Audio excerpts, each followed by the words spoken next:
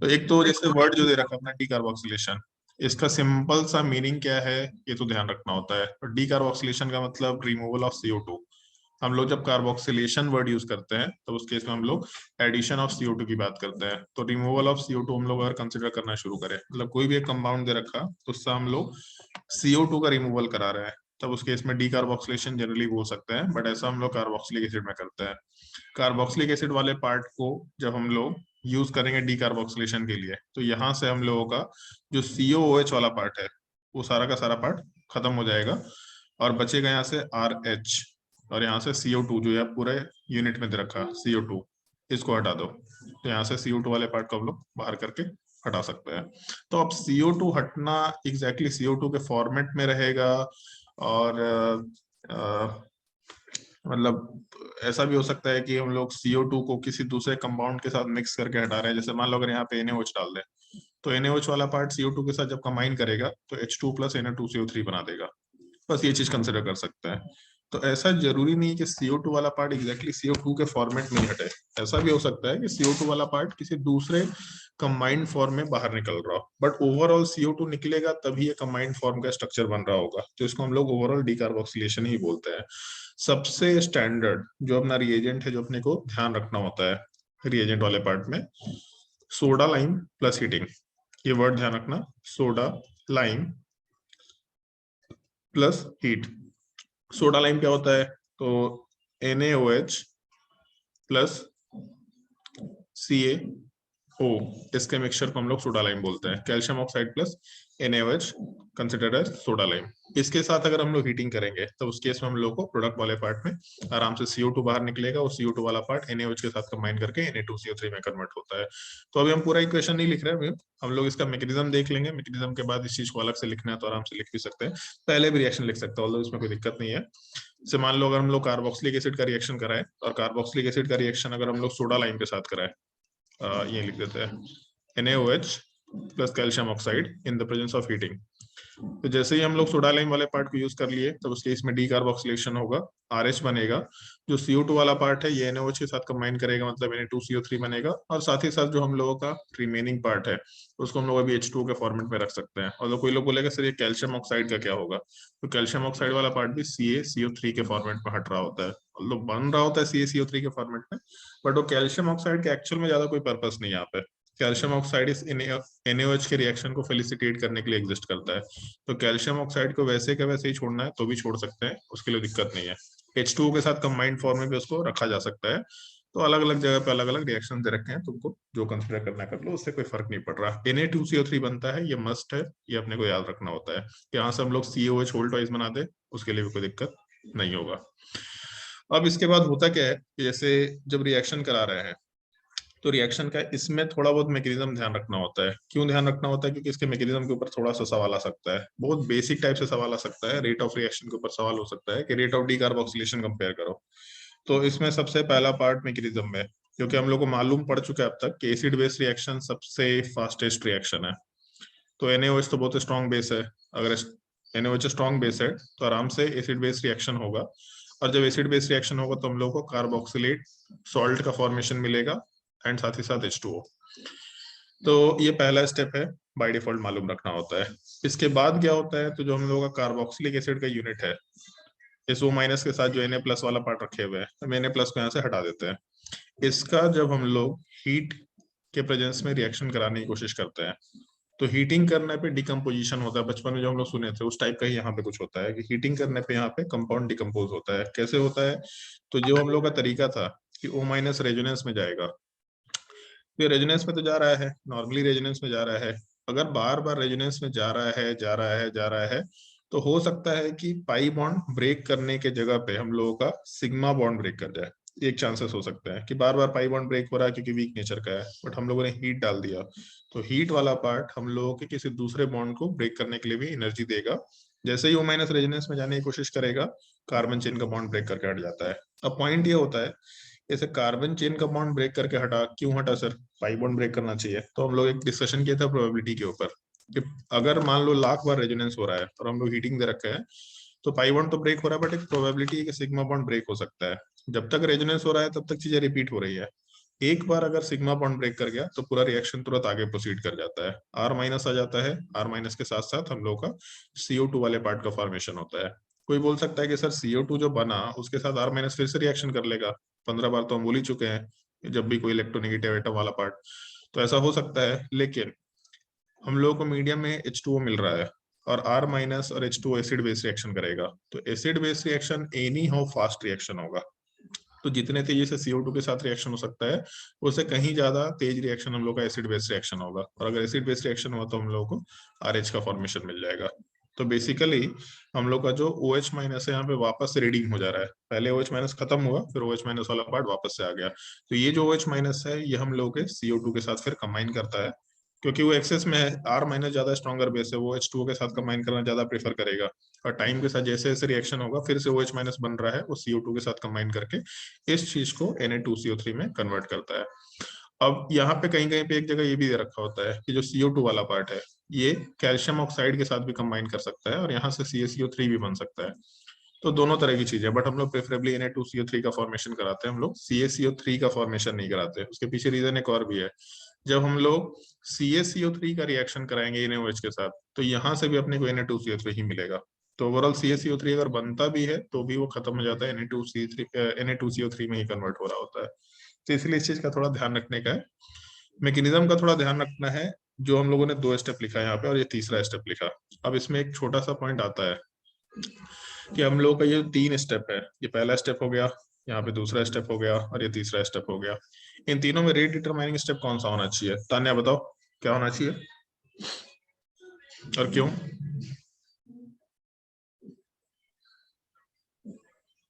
बताओ भाई, तीनों स्टेप में सेकंड वाला क्यों क्यों ज्यादा मैटर करता है?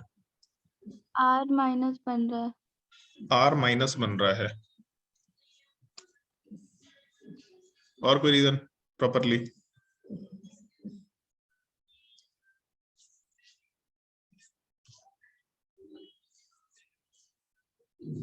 अश्मिता?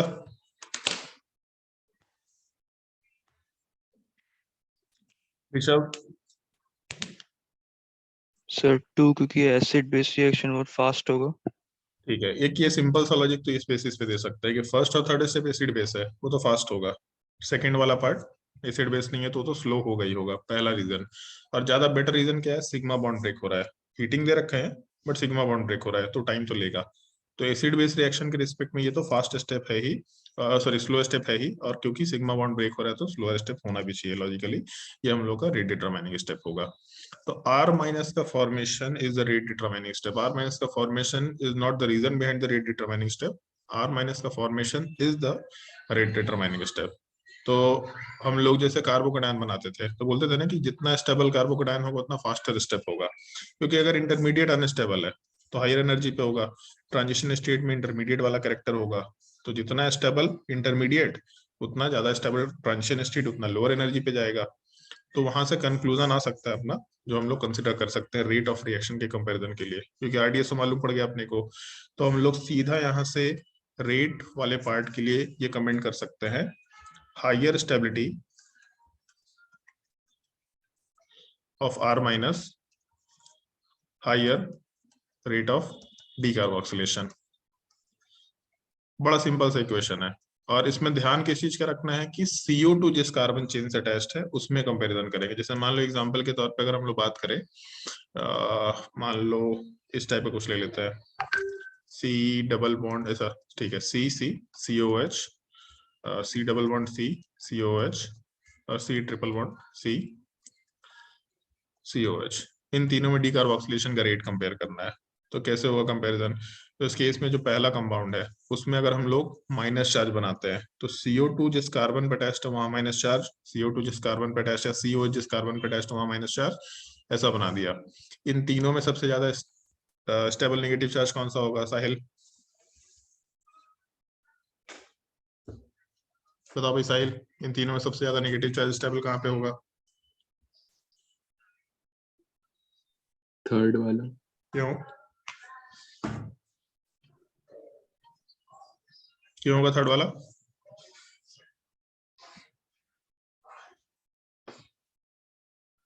अरे रीजन तो बता दे। ट्रिपल बॉन्ड है। बहुत मार मारेंगे तुम लोग का, जीओसी भूलते रहता है हमेशा। sp is more electronegative than sp2 is more electronegative than sp3। more electronegative atom के ऊपर नेगेटिव चार्ज ज्यादा स्टेबल होगा अगर हम लोग का एटम सेम दे रखा है, तो उस सेम एटम में हम लोग इलेक्ट्रोनेगेटिविटी वाला पार्ट आराम से दे सकते हैं। तो इस तरीके का एक कंपैरिजन है जो डीकार्बोक्सिलेशन में हम लोग के मैकेनिज्म वाले पार्ट के लिए मैटर करता है। प्रोडक्ट बनाना बहुत स्ट्रेट फॉरवर्ड है, तुम लोग क्वेश्चंस प्रैक्टिस करने के लिए देंगे अभी नोट्स कॉपी से, उनको प्रैक्टिस करना है तुम लोगों को, जब हम पढ़ा देंगे तब उसके बाद प्रैक्टिस करना है। ये बहुत ही सिंपल क्वेश्चन है ये। तो प्रोडक्ट बनाना मालूम होना चाहिए। जैसे मान लो ऐसा एक कंपाउंड दे रखा, इसका डीकार्बोक्सिलेशन कराया है, तो हम लोग सोडा लाइम दे दिए, और सोडा लाइम, और ये सीक्वेंशियल रिएक्शन का बहुत स्टैंडर्ड पार्ट है कि हम लोग को सोडा लाइम दे दिया सीक्वेंशियल रिएक्शन में कहीं पे भी, तो सोडा लाइम दिया तो यहाँ से बस CO2 हटा दिया, तो जो बाकी बचा हुआ कार्बन है वो तो वैसे कैसे रहेगा। इसका मतलब 2 कार्बन का चेन हम लोग का रह जाएगा, अपना प्रोडक्ट बन के आ जाएगा। तो प्रोडक्ट बनाना बहुत स्ट्रेट फॉरवर्ड है, बट स्टिल अगर हम लोग इसको थोड़ा एडवांस लेवल पे लेके जाए, एक क्वेश्चन केवल करा रहा है, केवल एक क्वेश्चन, अगर इसको हम लोग थोड़ा एडवांस लेवल पे लेके जाए, जैसे मान लो ऐसा एक क्वेश्चन दिया कि इस केस में हम लोगों का सारे प्रोडक्ट फाइंड करो, find the total number of possible product, मान लो ऐसा कुछ सवाल दे रखा है।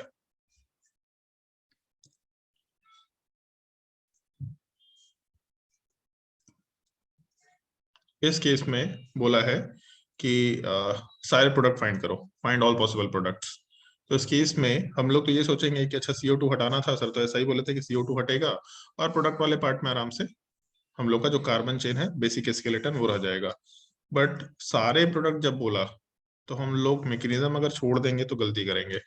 अगर यहाँ माइनस चार्ज बना तो माइनस चार्ज रेजोनेंस में जा सकता है, अगर माइनस चार्ज रेजोनेंस में जाएगा तो इसका मतलब हम लोग का नेगेटिव चार्ज इधर आएगा, जहां पे माइनस चार्ज है वही H+ गेन करता है, वहीं से प्रोडक्ट बनता है। इसका मतलब ये भी एक प्रोडक्ट पॉसिबल है, ये भी एक कंसिडरेशन हो सकता है। तो इसीलिए मैकेनिज्म थोड़ा ध्यान रखने का है कि जब भी कभी मैकेनिज्म ओरिएंटेड सवाल आ गया, ऑल्दो मेंस में और जी नीट में एकदम बिल्कुल नहीं आने वाला है, मेंस में मे भी हो सकता है आ जाए, क्योंकि मेंस से बहुत अच्छे अच्छे सवाल पूछने लग गए हैं आजकल। तो उस केस में हम लोग जेईई एडवांस लेवल पे ये बात कर सकते हैं कि इस तरह का एक सवाल हो सकता है जो मैकेनिज्म ओरिएंटेड है। अगर मैकेनिज्म याद नहीं रखेंगे तो ये सवाल गलती करेंगे। सवाल में मेजर प्रोडक्ट ऊपर वाला बनेगा अभी के लिए, बट हो सकता है मेजर प्रोडक्ट भी चेंज कर जाए। हम लोग अगर पोजीशन चेंज कर दे कार्बोक्सिलिक एसिड का, तो हो सकता है मेजर प्रोडक्ट जैसे ऐसा कर दे कि हम लोग यहाँ पे डबल बॉन्ड डाल दे और यहाँ पे COH डाल दे और पूछे प्रोडक्ट क्या बनेगा, तो एक प्रोडक्ट सीधा नीचे वाला बन जाएगा और दूसरा रेजोनेंस होने से ऊपर वाला बनेगा। तो रेजोनेंस अगर हम लोग को नहीं मालूम रहेगा तो हम लोग गलती करेंगे, प्रोडक्ट बनाते वक्त हम लोग का एरर आएगा वहां पे। तो इसलिए थोड़ा सा मैकेनिज्म मालूम होना चाहिए, rate of reaction and mechanism से सवाल का प्रोडक्ट में क्या वेरिएशन हो सकता है। अदरवाइज स्ट्रेट फॉरवर्ड सवाल है, सीक्वेंशियल रिएक्शन का सवाल है, इसमें ज्यादा कुछ बताने का रहता नहीं है। बट ऐसा जरूरी नहीं है। यहाँ तक के पार्ट में कोई डाउट है किसी को तो पूछ लो, कुछ भी डाउट पूछना है तो पूछ लो।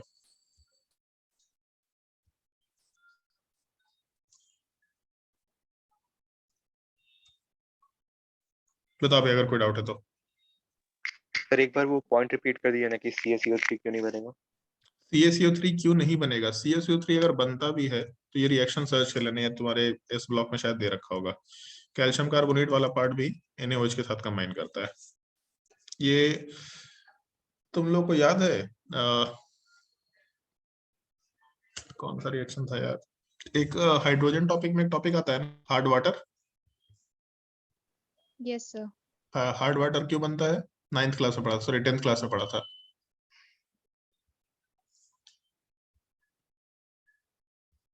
याद है कुछ हार्ड वाटर क्यों बनता है, कैसे बनता है?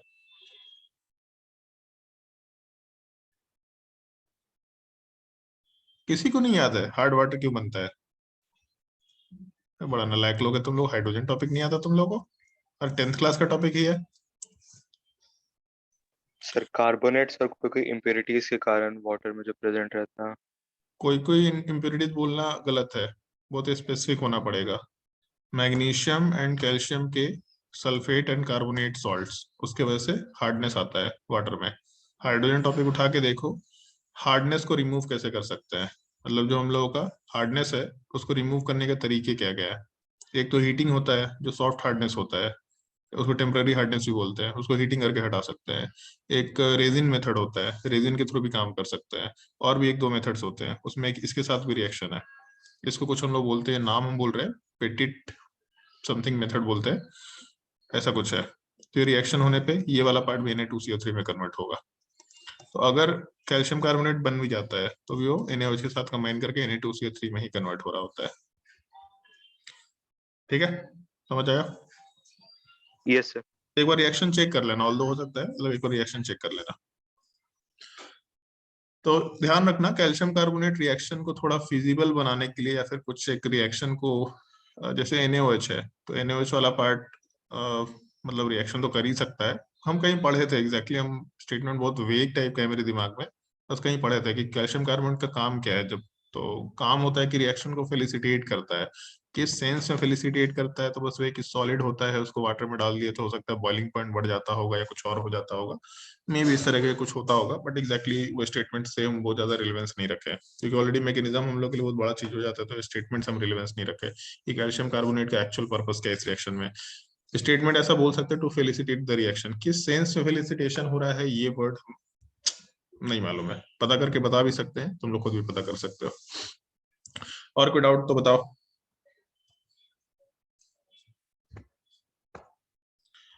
इसमें एक छोटा सा टॉपिक है, एक्चुअल में छोटा सा नहीं है, ये बहुत बड़ा भी हो सकता है। Some other cases of decarboxylation.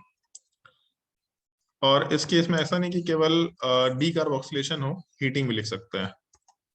तो इसमें डीकार्बोक्सिलेशन भी हो सकता है, डिहाइड्रेशन भी हो सकता है, दोनों चीजें हो सकती है some other cases of heating वाले पार्ट में।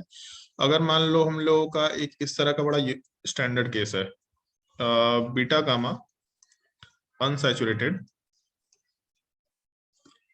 एसिड, अनसैचुरेटेड कार्बोक्सिलिक एसिड की बात कर रहे हैं। जब भी हम लोग ऑर्गेनिक केमिस्ट्री की बात करेंगे मतलब एसिड मतलब कार्बोक्सिलिक एसिड, तो कार्बोक्सिलिक एसिड तो अपने को मालूम है कि नोमेनक्लेचर में सबसे ऊपर आता है, मतलब COH जिस कार्बन पे अटैच होगा वो हमेशा अल्फा कार्बन होगा। तो अगर COH ऐसा लिखे तो ये जिस कार्बन पे अटैच हुआ ये अल्फा कार्बन हुआ, अल्फा कार्बन जिस कार्बन पे गया वो बीटा कार्बन हुआ, बीटा जिससे अटैच्ड है वो गामा। अब कार्बन होना भी जरूरी नहीं है, बीटा गामा अनसैचुरेशन बोला है, नॉट नेसेसरली कार्बन, कुछ भी हो सकता है, जैसे मान लो ऑक्सीजन हो गया ऐसा, तो ये भी बीटा का मान सैचुरेशन है। तो अगर हम लोग का बीटा का मान सैचुरेशन रहा और उसमें अगर हम लोग हीटिंग करते हैं तो भी अपना काम हो जाएगा। जैसे मान लो एक छोटा सा हम एग्जांपल के तौर पे अगर मेंशन करें ऐसा कि हम लोग यहाँ डबल बॉन्ड ऑक्सीजन है और यहाँ पे हम लोग का कार्बोक्सिलिक एसिड दे रखा, इसको हम लोग अगर हीट करते हैं तो इस पर हम लोग को सोडा लाइम की भी जरूरत नहीं है, उसके बिना काम हो जाएगा। हम लोग सबसे पहले तो ये चीज कि कोई भी कंपाउंड दिया, कार्बोक्सिलिक एसिड दे रखा है, उसको हीटिंग कर रहे हैं, तो यहाँ पे अल्फा कार्बन, बीटा कार्बन और यहाँ गामा पे अनसैचुरेशन है, तो बीटा गामा के बीच में अगर अनसैचुरेशन है मतलब हीटिंग करने पे हम लोग का ये प्रोडक्ट बनेगा। बट यहाँ बहुत बड़ा कैच है, केवल सीधा एक प्रोडक्ट बनाने का मत सोच लेना, यहाँ भी रेजोनेंस वाला पार्ट या फिर यहाँ पे बहुत क्रूशियल टाइप का चीज होता है, इसलिए इसमें मैकेनिज्म ठीक है, मैकेनिज्म एक तरीके के सवाल में काम आएगा, हर जगह काम नहीं आता, हर जगह तुमको इसी टाइप का प्रोडक्ट दिख रहा होगा, बट एक पार्टिकुलर क्वेश्चन में तुमको एक्चुअल में समझ में आया कि क्यों डिफरेंस हो सकता है और क्यों मैकेनिज्म थोड़ा इसके लिए इंपॉर्टेंट है।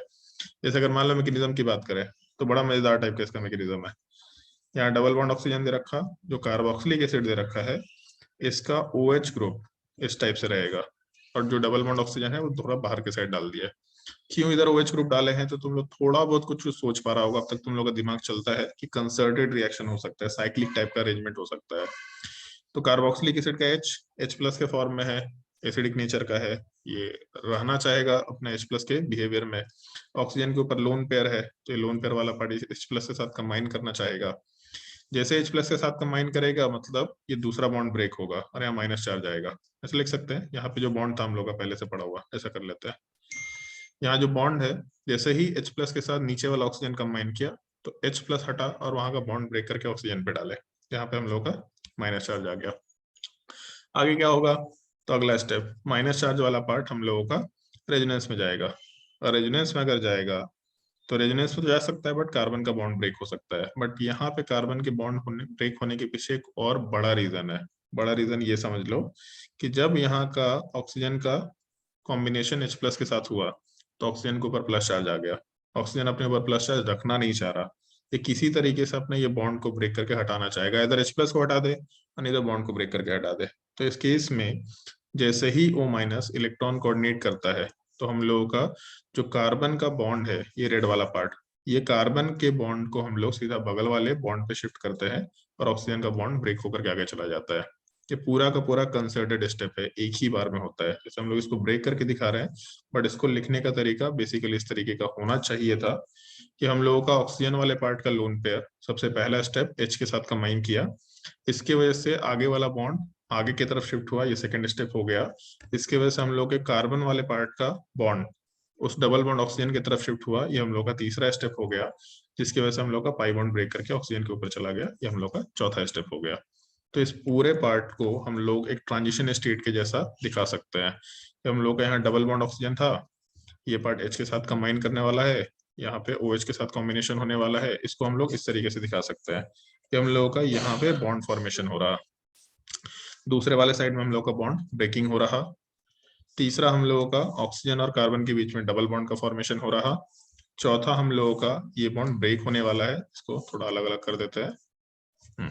चौथा हम लोगों का ये वाला बॉन्ड ब्रेक होने वाला है, पांचवा हम लोगों का यहाँ पे एक डबल बॉन्ड का फॉर्मेशन होने वाला है, और हम लोगों का छठा जो ये डबल बॉन्ड ऑक्सीजन है, इसमें से एक पार्ट ब्रेक होने वाला है।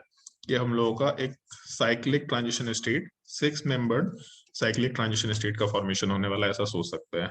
अब इससे होगा क्या, तो इसका स्ट्रक्चर ऐसा हम लोग कंसिडर कर सकते हैं क्या कि हम लोग का कुछ कुछ कार्बोक्सिलिक एसिड वाला यूनिट टाइप का पार्ट था, ये सारा चीज देखते जाना ढंग से।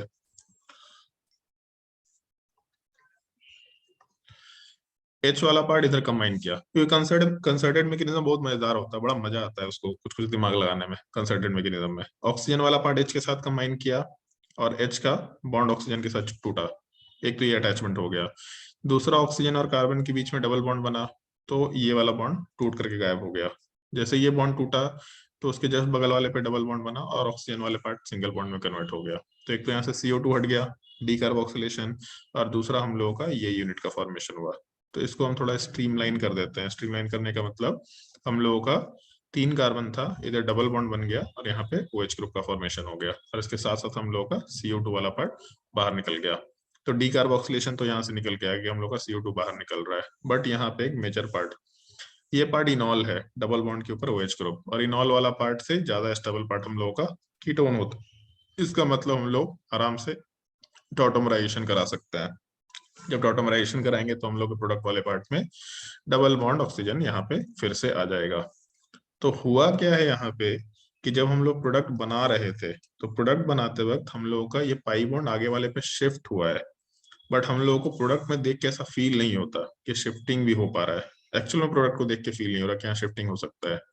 तो हम लोग यहाँ पे गलती कर जाते हैं, हमको लगता है कि अच्छा ऐसे ऐसे कुछ कुछ हो गया, बट यहाँ पे टॉटोमराइजेशन का ये स्टेप बहुत ही मैटर करता है। कैसे मैटर करता है, एक क्वेश्चन के फॉर्मेट में हम लोग डिस्कस कर सकते हैं। जैसे मान लो ऐसा बोला है कि रेट ऑफ डीकार्बोक्सिलेशन कंपेयर करो। ये 2 सवाल में हम लोगों को रेट ऑफ डीकार्बोक्सिलेशन कंपेयर करना है, और यहाँ पे हम लोग डाल देते हैं डबल बॉन्ड ऑक्सीजन को। और ये दूसरा सवाल है हम लोग का, मतलब दूसरा क्वेश्चन बोला है इन दोनों क्वेश्चन में रेट ऑफ डीकार्बोक्सिलेशन कंपेयर करो। कैसे कंपेयर कर सकते हैं, तो यहाँ से COH हटेगा, अल्फा कार्बन, अल्फा के बाद यहाँ बीटा और गामा अनसैचुरेशन, ठीक है। COH जिस कार्बन से अटैच है दूसरे कंपाउंड में अल्फा कार्बन, इधर एक बीटा गामा अनसैचुरेशन और दूसरे साइड में बीटा गामा अनसैचुरेशन, मतलब दो इलेक्ट्रॉन विड्रॉइंग ग्रुप है। तो नेगेटिव चार्ज ऑब्वियस सी बात है ज्यादा स्टेबल होगा, यहाँ पे नेगेटिव चार्ज दो तरफ से स्टेबिलिटी गेन कर रहा है, तो यहाँ पे हटने के चांसेस ज्यादा है। 2 > 1 होना चाहिए, देख के ऐसा लग रहा है। बट एक पॉइंट है यहाँ पे, ये हम लोग के लिए बहुत मैटर कर रहा है। हम लोग जब प्रोडक्ट बना रहे हैं तो उस प्रोडक्ट को बनाते वक्त क्या हो रहा था, तो सबसे पहला चीज ये बहुत मैटर कर रहा है प्रोडक्ट बनाते वक्त कि हम लोगों का जो H है वो ऑक्सीजन पे जा रहा, हम लोगों का हम उल्टा लिख दे रहे हैं, उल्टे साइड से काम कर रहा है, मैकेनिज्म के हिसाब से काम नहीं कर रहे हैं। हम बोल रहे थे कि ऑक्सीजन H के साथ कंबाइन कर रहा है, हम ये बोल रहे हैं कि H ऑक्सीजन पे माइग्रेट कर रहा है, और उसके वजह से कार्बन डबल बॉन्ड ऑक्सीजन बगल वाले पे शिफ्ट हो रहा, और यहाँ से बॉन्ड को ब्रेक करके हम लोग कार्बन पे डाल रहे थे। तो ये बेसिकली बॉन्ड ब्रेक हो रहा था। तो बेसिकली ऐसा होना चाहिए कि हम लोगों का पूरा स्टेप जो है उसमें टॉटोमराइजेशन मस्ट बी पॉसिबल, ऐसा कुछ स्ट्रक्चर बनने की पॉसिबिलिटी होनी चाहिए।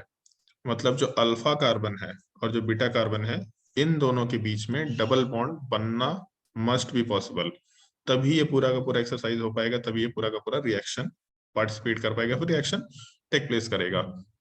अगर हम लोग ये सेकेंड वाले कंपाउंड की बात करें, तो कार्बोक्सिलिक एसिड जहां से हटेगा वो अल्फा कार्बन पे डबल बॉन्ड बना पाना पॉसिबल है क्या Ravi? No sir. Bridge atom है, अगर ब्रिज एटम है तो वहां पे हम लोगों का कभी भी डबल बॉन्ड बना पाना पॉसिबल नहीं हो सकता, क्योंकि वहां पे sp मतलब ब्रेड्स रूल वायलेट होगा, हम लोग का sp2 एटम पॉसिबल नहीं होता। तो इस अल्फा कार्बन वाले पार्ट पे क्योंकि रिएक्शन हम लोगों का प्रोसीड कर ही नहीं सकता है, इसका मतलब ये डी कार्बोक्सिलेशन अगर हम लोग को कराना है तो ये नहीं करेगा। अगर यहाँ हीटिंग करेंगे तो डी कार्बोक्सिलेशन तो नहीं होने वाला, ये बिल्कुल फिक्स है, मतलब 1 will be at a higher rate than 2। ये एक सवाल हो सकता है, in which of the following cases decarboxylation will take place, ये भी एक सवाल का फॉर्मेट हो सकता है जो अपने को ध्यान रखने का है। तो जब भी कभी हम लोगों का बीटा गामा अनसैचुरेशन दिया तो ये देखना भी जरूरी है कि अल्फा बीटा के बीच में पाई बॉन्ड बनाने की पॉसिबिलिटी है कि नहीं। अगर पॉसिबिलिटी नहीं है मतलब हम लोग रिएक्शन को आगे प्रोसीड नहीं करा सकते, रिएक्शन वहीं पे रोकना पड़ेगा, कभी भी रिएक्शन आगे प्रोसीड नहीं करा सकते। इस चीज का थोड़ा अपने को ध्यान रखने का है। अब जैसे मान लो ये तो बीटा गामा अनसैचुरेशन का एक केस हो गया, इस बीटा गामा। सर हाँ बोलो। सर जो आप मैकेनिज्म बताया, अगर वहां पे हम लोग जो इसके पहले वाला मैकेनिज्म था उससे करते तो भी तो सेम ही प्रोडक्ट बनता। और मतलब फिर सर जो बीटा गामा अनसैचुरेटेड वाला में जो आप मैकेनिज्म बताया ना, तो जो पूरा वो साइक्लिक स्ट्रक्चर बना करके, उससे अच्छा अगर हम लोग पहला वाला मैकेनिज्म ही लगाते, माइनस चार्ज बनाते और फिर उसका रेजोनेंस करवा देते तो फिर सेम माइनस ही तो चार्ज प्रोडक्ट बनता, बनता। हाँ अब ठीक है, ये भी एक सवाल है कि वहां पे माइनस चार्ज करके काम कराते। तो एक चीज समझ में आ रहा है कि अगर माइनस चार्ज बन रहा है इसका मतलब ड्यूटेरियम एक्सचेंज की पॉसिबिलिटी है, हो सकता है ऐसा। बट अगर हम लोग हीटिंग कर रहे हैं और यहाँ ड्यूटेरियम एक्सचेंज नहीं हो रहा है, इसका मतलब तो प्रोमिनेंटली यानी कि माइनस चार्ज नहीं बन रहा होगा, ऐसा बोल सकते हैं? बताओ, बोला जा सकता है कि नहीं बोला जा सकता है? ये समझ नहीं आया, हीटिंग कर रहे हैं तो प्रोमिनेंटली बन नहीं सकता। हम ये बोल रहे हैं नहीं, हीटिंग करने में परमानेंटली नहीं, हम ये बोल रहे हैं कि अगर माइनस चार्ज बनेगा मतलब ड्यूटेरियम एक्सचेंज हो रहा होगा, राइट। बट अगर हम लोग हीटिंग का केस ले रहे थे, वहां ड्यूटेरियम एक्सचेंज नहीं हो रहा, तो मैकेनिज्म क्या बोलता है कि माइनस चार्ज बनना चाहिए कि नहीं बनना चाहिए? अब ये सवाल पूछ रहा है।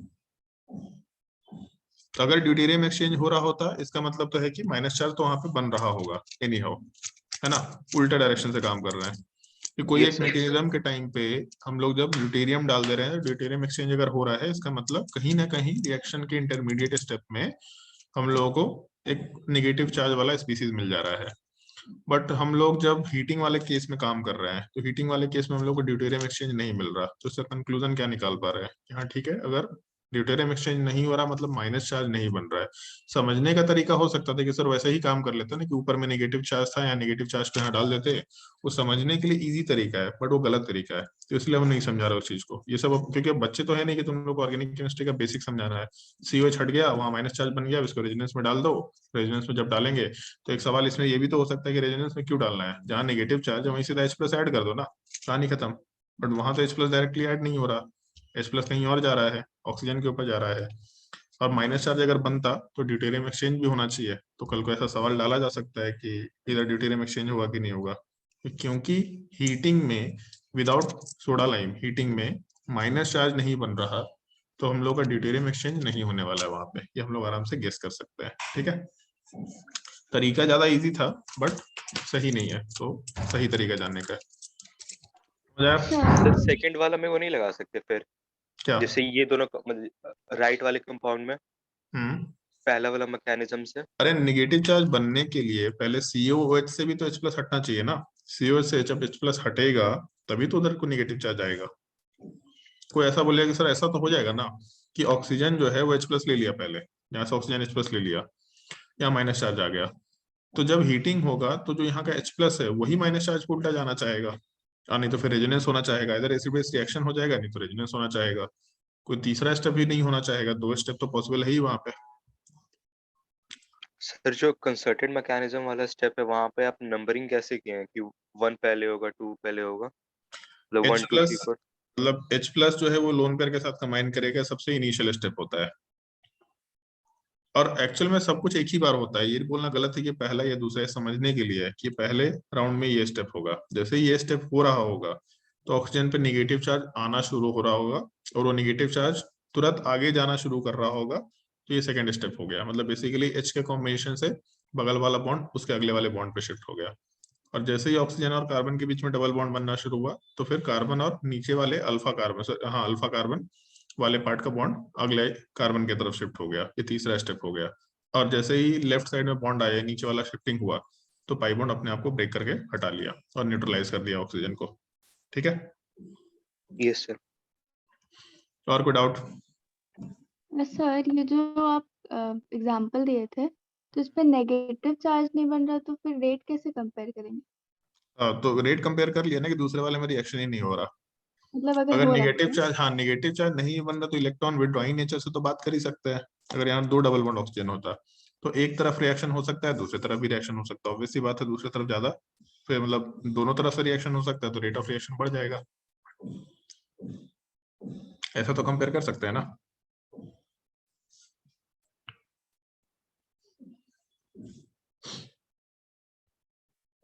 और सही मायने में देखो होता क्या है ना, कि जैसे मान लो सेकंड वाले पार्ट की बात करते हैं, ठीक है, ये बगल में शिफ्ट हो रहा है, तो शिफ्ट होने का तरीका क्या बताते हैं कि पहले यहाँ का बॉन्ड ब्रेक होगा, ऑक्सीजन के ऊपर माइनस चार्ज आएगा, फिर ये माइनस चार्ज आगे जाएगा। ये एक ही बार में लिख देते हैं। अब हम लोग शुरू में समझाया करते थे, बट ये एक्चुअल में सेकेंड स्टेप और ये साइमल्टेनियसली थर्ड स्टेप है, जो सीधा यही बॉन्ड को आगे शिफ्ट कर दिया। सेम चीज आगे भी होता है कि हम लोगों का जब बॉन्ड आगे जा रहा है, तो ये जो तीसरा नंबर, ये पहले कार्बन पे जाता है, यहाँ माइनस चार्ज बनता है, फिर ये आगे जाता है। तो ये 2 स्टेप को हम लोग सीधा एक ही बार में लिखते, किधर का बॉन्ड बगल वाले पे शिफ्ट कर गया। होता यही स्टेप है, जैसे रेजोनेंस में करते थे हम लोग, निगेटिव चार्ज आगे जाएगा, फिर पाई बॉन्ड आगे जाएगा, तो उसको हम लोग एक ही बार में ऐसा आगे शिफ्ट करते हुए लिख दिया। तो कार्बन आयन कैरेक्टर तो डेवलप हो ही रहा है, नहीं हो कार्बन आयन कैरेक्टर डेवलप हो रहा है, उसी पे बात कर रहे हैं हम लोग। लेकिन बस ये है कि कार्बन आयन बनने की जगह कार्बन आयन कैरेक्टर डेवलप हो रहा है। जैसे जो हम लोग का हॉफमैन एलिमिनेशन था, तो E1CB और हॉफमैन एलिमिनेशन में क्या डिफरेंस था कि E1CB में कार्बन आयन बनता है, जबकि हॉफमैन में कार्बन आयन कैरेक्टर आता है।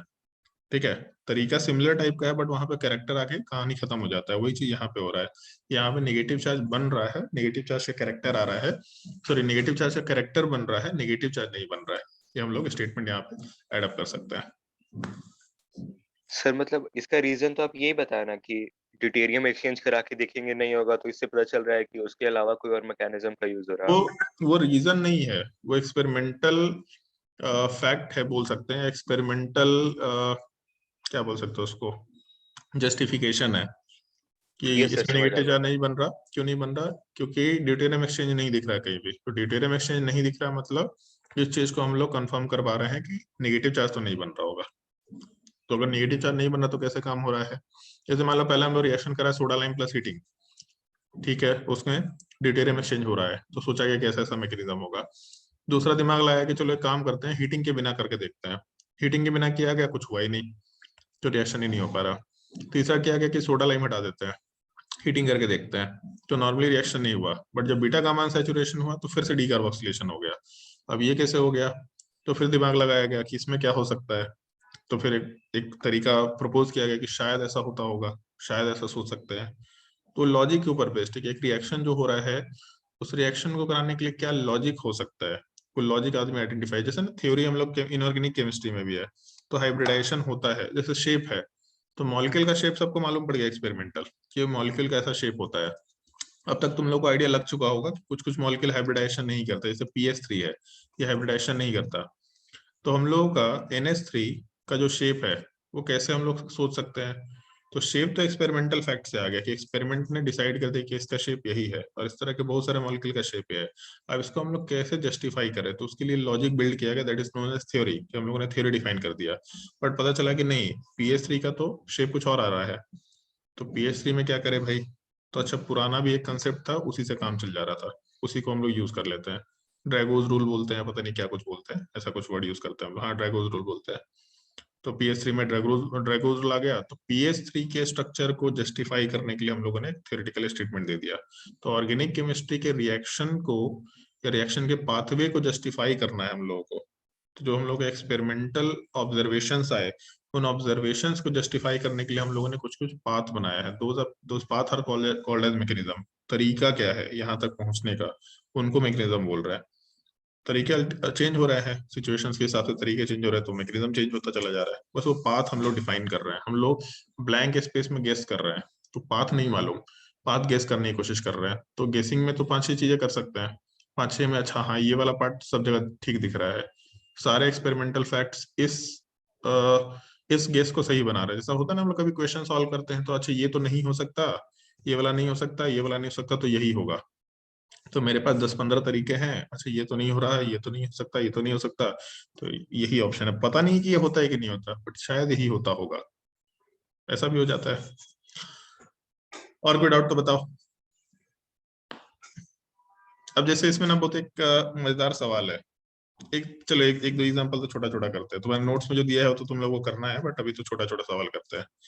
जैसे इस तरह का एक सवाल हो सकता है, और सिंपल ही रखते हैं इसको ऐसा, COH बहुत तरीके के एग्जांपल्स हो सकते हैं। लोग इसको ऐसा याद रखते हैं, gem di carboxylic acid. Gem di carboxylic acid, geminal का मतलब होता है एक एटम के ऊपर दो सिमिलर ग्रुप, विस्नल का मतलब होता है बगल वाले एटम के ऊपर, जैसे विस्नल डायोल हो गया, इसको विस्नल बोलते हैं। एक ही कार्बन के ऊपर दो H ग्रुप होंगे, इसको जेमिनल डायोल बोलेंगे। तो gem di carboxylic acid word आराम से यूज कर सकते हैं हम लोग। अब अगर हम लोग का जेम डाई कार्बोक्सिलिक एसिड है तो हीटिंग करने पे एक CO2 हट जाएगा और प्रोडक्ट वाले पार्ट में ये बनेगा। लोग इसको ऐसा केस याद कर लेते हैं कि ऐसा ऐसा होता है, इसको याद कर लो, बट हम सजेशन दें कि याद तो करो, बट ठीक है क्वेश्चन प्रैक्टिस करते करते याद हो जाए तो ज्यादा बेटर है। बट इसको इस तरीके से ही देखो, एक कार्बोक्सिलिक एसिड वाले पार्ट को कंसिडर करके हम लोग अल्फा कार्बन मार्क करते हैं। तो जो हम लोग का C डबल बॉन्ड O का यूनिट है, इसमें जो कार्बन है वो बीटा कार्बन हो गया, और यहाँ पे हम लोग का गामा, मतलब बीटा गामा अनसैचुरेशन है। तो अगर बीटा गामा अनसैचुरेशन है और ये पाई बॉन्ड इधर शिफ्ट हो सकता है, तो यहाँ से COH को भी हटा सकते हैं हम लोग, क्योंकि पाई बॉन्ड यहाँ शिफ्टिंग के लिए कोई दिक्कत नहीं है। तो हम लोग के नीचे वाले कार्बोक्सिलिक एसिड के रिस्पेक्ट में बीटा गामा अनसैचुरेशन है, और आराम से शिफ्टिंग पॉसिबल है पाई बॉन्ड का, ये चेक कर लिया करना, ताकि हम लोग प्रोडक्ट बनाते वक्त गलती ना करें। तो हम लोग का जैसे ही हीटिंग होगा तो उस केस में हम लोग का नीचे वाला CO2 हट जाएगा, और जब नीचे वाला CO2 हटेगा तो हम लोग को कार्बोक्सिलिक एसिड का एक यूनिट मिलता रह जाएगा। तो एक तरीका हो सकता है क्वेश्चन के तरीके का, ऑल्दो उसको लोग condition of gem dicarboxylic acid बोल रहे हैं, बोल रहे हैं कि उसको बीटा गामा सैचुरेशन से रिलेट करके देखो, समझने के लिए भी आसान है। बट अदरवाइज ये क्वेश्चन का अगर एग्जांपल याद है, एक ही कार्बन पे दो COH ग्रुप, तो ज्यादा बेटर है, क्योंकि ये क्वेश्चन हमेशा आएगा, ये तुम्हारे नीट वीट के एग्जाम में आ चुका है, आराम से आ सकता है। जैसे मान लो एक ऐसा सवाल है, यहाँ पे COH ग्रुप दे रखा, एक और COH ग्रुप दे रखा, इधर भी COH ग्रुप दे रखा, एक और COH ग्रुप दे रखा, और इसमें बोला हीटिंग करेंगे तो क्या होगा। तो हीटिंग करने में यहाँ पे 2-3 चीजें हैं। एक ही कार्बन के ऊपर दो कार्बोक्सिलिक एसिड, तो एक CO2 तो वैसे भी हट जाएगा, जेम डाइकार्बोक्सिलिक एसिड का एक CO2 हट गया। फिर उसके दूसरे साइड भी सिमिलर टाइप से एक ही कार्बन के ऊपर तो एक दूसरा CO2 हट गया। फिर उसके बाद जो हम लोग का कार्बोक्सिलिक एसिड है, जिस कार्बन पे जो बचा हुआ कार्बोक्सिलिक एसिड है, जिस कार्बन पे अल्फा, अल्फा के बाद बीटा गामा अनसैचुरेशन, और ये पाई बॉन्ड आगे शिफ्ट हो सकता है आराम से। पहले नहीं हो सकता था क्योंकि 4 बॉन्ड है, तो पहले एक कार्बोक्सिलिक एसिड के होने की वजह से दूसरा कार्बोक्सिलिक एसिड हटा है। बट अब हम लोगों का आराम से बीटा गामा अनसैचुरेशन एक CO2 के हटने के बाद अपना काम कर पाएगा। तो यहाँ से ये पाई बॉन्ड आगे शिफ्ट हो रहा है, CO2 ये भी हट गया तीसरा, और उसके बाद सिमिलरली चौथे वाले साइड में भी रिएक्शन करा सकते हैं। तो टोटल यहाँ से 4 CO2 हटेगा, और प्रोडक्ट वाले पार्ट में फाइनली जो हम लोग का बीटा गामा सैचुरेशन जैसा था वैसे के वैसे ही आ जाएगा। सवाल समझ में आया या फिर एक्सप्लेन करना है फिर से इसको? ये मत सोच लेना कि पहला CO2 का हटना बीटा गामा सैचुरेशन में ये डबल बॉन्ड ऑक्सीजन की वजह से, कीटोन की वजह से पहला CO2 नहीं हट रहा। पहला CO2 कार्बोक्सिलिक एसिड की वजह से हट रहा है, दूसरा CO2 कार्बोक्सिलिक एसिड की वजह से हट रहा है, तीसरा और चौथा उस कीटोन की वजह से हट रहा है।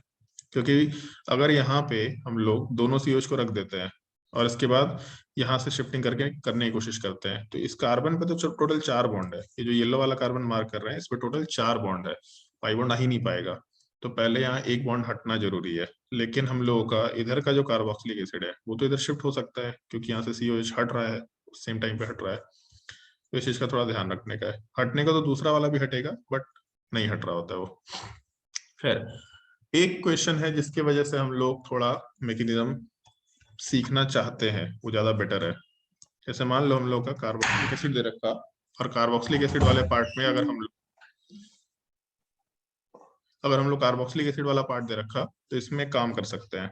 यहाँ पे हम लोग कार्बन 14 मार्क कर लेते हैं, और इसको थोड़ा और बेटर करना है तो सवाल में डिफरेंस क्रिएट करने के लिए चलो ऐसा कर लेते हैं। पूछा है कि इसमें अगर हीटिंग करेंगे तो क्या होगा। तो इसमें केवल हीटिंग दे रखा, क्या करें। तो इस केस में अल्फा कार्बन, अल्फा के बाद यहाँ पे बीटा, बीटा के बाद यहाँ गामा, मतलब बीटा गामा सैचुरेशन है तो CO2 हटने के चांसेस हैं, और बस ये देखना है कि हम लोग का जो बीटा गामा का पाई बॉन्ड है वो अल्फा बीटा की तरफ मूव कर सकता है क्या। तो हाँ भाई, अल्फा बीटा की तरफ मूव कर सकता है। अगर अल्फा बीटा की तरफ मूवमेंट पॉसिबल है तो डी कार्बोक्सिलेशन होगा। अब जब डी कार्बोक्सिलेशन होगा तो यहाँ पे एक छोटा सा चीज आएगा। जो कार्बन 14 है पहले उसके साथ पाई बॉन्ड था, अभी पाई बॉन्ड आगे शिफ्ट हो गया, बट यहाँ पे क्योंकि टॉटोमराइजेशन जैसा कोई चीज हो ही नहीं सकता, तो जो शिफ्टिंग है वो तो हो गया, बट रिवर्स शिफ्टिंग नहीं हो सकता। मतलब पहले क्या हो रहा था कि पाई बॉन्ड आगे शिफ्ट हो रहा था, फिर टॉटोमराइजेशन होने की वजह से वापस से वैसा ही दिख रहा था, बट यहाँ पे क्योंकि टॉटोमराइजेशन अब नहीं हो सकता, तो यही अपना फाइनल आंसर है। तो इसलिए मैकेनिज्म थोड़ा सा आइडिया होना चाहिए। इनफैक्ट मैकेनिज्म भी अब भूल सकते हैं। तुम्हारा बेसिक काम क्या है, COH हटेगा और बीटा गामा का अनसैचुरेशन अल्फा बीटा में शिफ्ट होगा। ये तो एनी हाउ चेक करना है कि डिकार्बोक्सिलेशन हो रहा कि नहीं हो रहा। ये होने के बाद देख लो कि अब टॉटोमराइजेशन का केस है क्या। टॉटोमराइजेशन का केस है तो टॉटोमराइजेशन करा देंगे, अगर नहीं दिख रहा तो कोई बात नहीं, वैसे ही छोड़ देंगे प्रोडक्ट। ये हम लोग के प्रोडक्ट बनाने का एक बेसिक तरीका हो सकता है जो मालूम होना चाहिए, जो सबको मालूम होना चाहिए। इनफैक्ट थोड़ा ध्यान रखने का है। समझ आया ये सवाल कि कोई डाउट है किसी को? ये तो समझ आ गया। बाकी लोग भाई बता दो, कोई डाउट है तो। बड़ा मजेदार टॉपिक है हीटिंग वाले में ना, अलग अलग केसेस आते हैं। जैसे ऐसा नहीं केवल डी कार्बोक्सिलेशन ही एक केस है, और भी केसेस है। कुछ केसेस तुम लोग खुद से सीखो, नोट्स कॉपी में जितने एग्जांपल्स दे रखे हैं ना उसको खुद से देख के सीखो, और उसको डाउट के फॉर्म में पूछो। उसमें जितने भी क्वेश्चंस हैं, हम डी कार्बोक्सिलेशन का टॉपिक और बीटा गामा सैचुरेशन के बाद जो भी उसमें क्वेश्चंस तुम्हारे नोट्स कॉपी में है, वो क्वेश्चंस क्लास में हम दिए हैं, उससे प्रोडक्ट पूछे हैं सबसे, और लोग जब प्रोडक्ट गलती किए तो फिर उसमें करेक्शन बताया कि सर ये वाला तो ऐसा होना चाहिए ना, तब उसने बताया कि देखो इसमें ये चीज है इस वजह से ऐसा। मतलब वो पूरा का पूरा टॉपिक शुरू के दो चीजों को छोड़ के, beta gamma saturation and D carboxylation में सोडा लाइम, इन दोनों सिचुएशंस के अलावा बाकी सारा सिचुएशन वो थियोरेटिकल जो लर्निंग है वो क्वेश्चन के थ्रू आया है। थ्योरेटिकल उसमें कुछ नहीं है, क्योंकि हर एक क्वेश्चन ही एक थ्योरी है। अच्छा ऐसा सिचुएशन हो गया तब क्या होगा, जैसे मान लो कि हम लोग का जेम डाइकार्बोक्सिलिक एसिड में हीटिंग था, तो हम तो ऐसा बोले कि जैसे मान लो कि हम लोग का, इसका नाम क्या होगा, इस कंपाउंड का नाम बताइए थोड़ा, इसका नाम क्या है, इस कंपाउंड का नाम बता सकता है कोई?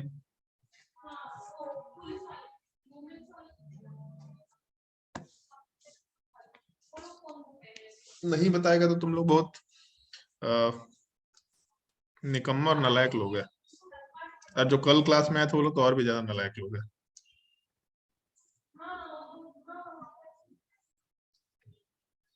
जब भी कभी डाई कार्बोक्सिलिक एसिड दिखेगा ना, तो एक तुम लोगों को मंत्र दिए है, ऑक्सैलिक एसिड। ऑक्सैलिक एसिड है गधा। Sorry sir. ठीक है, तो हम लोगों का जो मैलोनिक एसिड वाला पार्ट है वो स्ट्रक्चर दे रखा है, और जेम डाइकार्बोक्सिलिक एसिड है, एक कार्बन के ऊपर 2 CO2। अगर इसमें हीटिंग करेंगे तो एक CO2 हटेगा, और हम लोग को आराम से एक कार्बन के ऊपर COH ग्रुप मिल जाएगा, ये प्रोडक्ट मिल सकता है। दूसरा सिचुएशन हो सकता है कि हम लोग सक्सिनिक एसिड को हीट कर लें। अगर हम लोग मैलोनिक एसिड वाले पार्ट के जगह पे सक्सिनिक एसिड की हीटिंग में चले जाते हैं। अब यहाँ डी कार्बोक्सिलेशन हो सकता है क्या, अगर यहाँ पे हम लोग हीटिंग करेंगे तो बीटा गामा अनसैचुरेशन तो खत्म हो गया, अल्फा, अल्फा के बाद बीटा, बीटा के बाद गामा, बीटा गामा अनसैचुरेशन तो खत्म हो गया, तो डी कार्बोक्सिलेशन तो नहीं हो सकता है। अगर डी कार्बोक्सिलेशन नहीं हो सकता है तो हीटिंग करने पे डिहाइड्रेशन भी हो सकता है। अब डिहाइड्रेशन होने का तरीका क्या हो सकता है, तो अपने को मालूम होना चाहिए सब चीजें। हम तो इसको सिंपल लैंग्वेज में एक्सप्लेन कर रहे हैं, बट उसमें प्रोसेस क्या होता है ये सब थोड़ा मालूम रखो तो ज्यादा बेटर है। एक H+ दूसरे ऑक्सीजन पे शिफ्ट होता है, फिर उसका दूसरा ऑक्सीजन वाला पार्ट इलेक्ट्रॉन कोऑर्डिनेट करके H2 हटाता है वहां से। ये पूरा प्रोसेस है, बट हम लोग इतना दिमाग नहीं लगा रहे। हम लोग सीधा ऐसा करते हैं कि एक कार्बन, मतलब एक कार्बन से OH हटेगा और दूसरे से H हटेगा, तो डी कार्बोक्सिलेशन नहीं हो रहा है यहाँ पे, ओवरऑल H2O हट रहा है, डिहाइड्रेशन हो रहा है ओवरऑल। हीटिंग करने पे कुछ ना कुछ तो हो ही जाएगा, तो यहाँ डिहाइड्रेशन हुआ, और जब डिहाइड्रेशन हुआ तो हम लोगों का कुछ ऐसा स्ट्रक्चर आ रहा है। ऑक्सीजन ये दोनों कार्बन से अटैच्ड है, और यहाँ पे हम लोग का इस चीज को हम लोग आगे जाने के बाद कुछ बोलते हैं, हम लोग का ऐसा कुछ स्ट्रक्चर आता है। गैब्रियल थैलिमाइड सिंथेसिस में हम लोग इस कंपाउंड को यूज कर रहे होते हैं। तो इस कंपाउंड का नाम क्या है वैसे, कोई बता सकता है इस कंपाउंड का नाम? सर कौन सा ऊपर वाला? अरे ये रे जिसको अंडरलाइन किया, इसका नाम?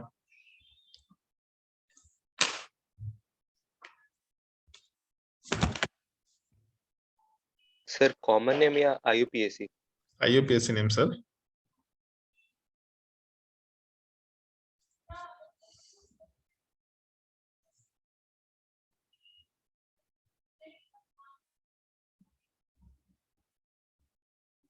नेप्थीक्विनोन शायद। नेफ्थीक्विनोन IUPAC नेम है। हे भगवान,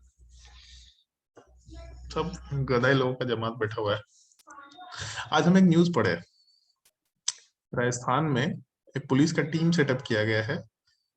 एक गधा चोरी हो गया था, उसको पकड़ने के लिए, उसके उसका उसका पता लगाने के लिए। और एक और टीम सेटअप हुआ है जो बकरी के पूरे एक गैंग चोरी हो चुका है, उसका पता लगाने के लिए। ऐसा ही आजकल दुनिया में हो रहा है कि बकरी चोरी हो रहा है, उसके लिए पुलिस वाले हैं। भैंस चोरी हो रहा है, गधा चोरी हो रहा है, उसके लिए पुलिस वाले हैं। तुम लोगों से यही एक्सपेक्टेशन है, तुम लोग चोरी हो जाएगा तुमको ऐसे ही रखा जाएगा। यहाँ गधा चोरी हो गया है, उसके लिए पुलिस का टीम सेटअप हो रहा है।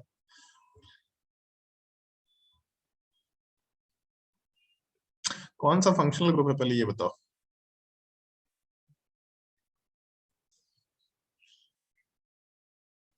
कंपाउंड कौन सा फंक्शनल ग्रुप है?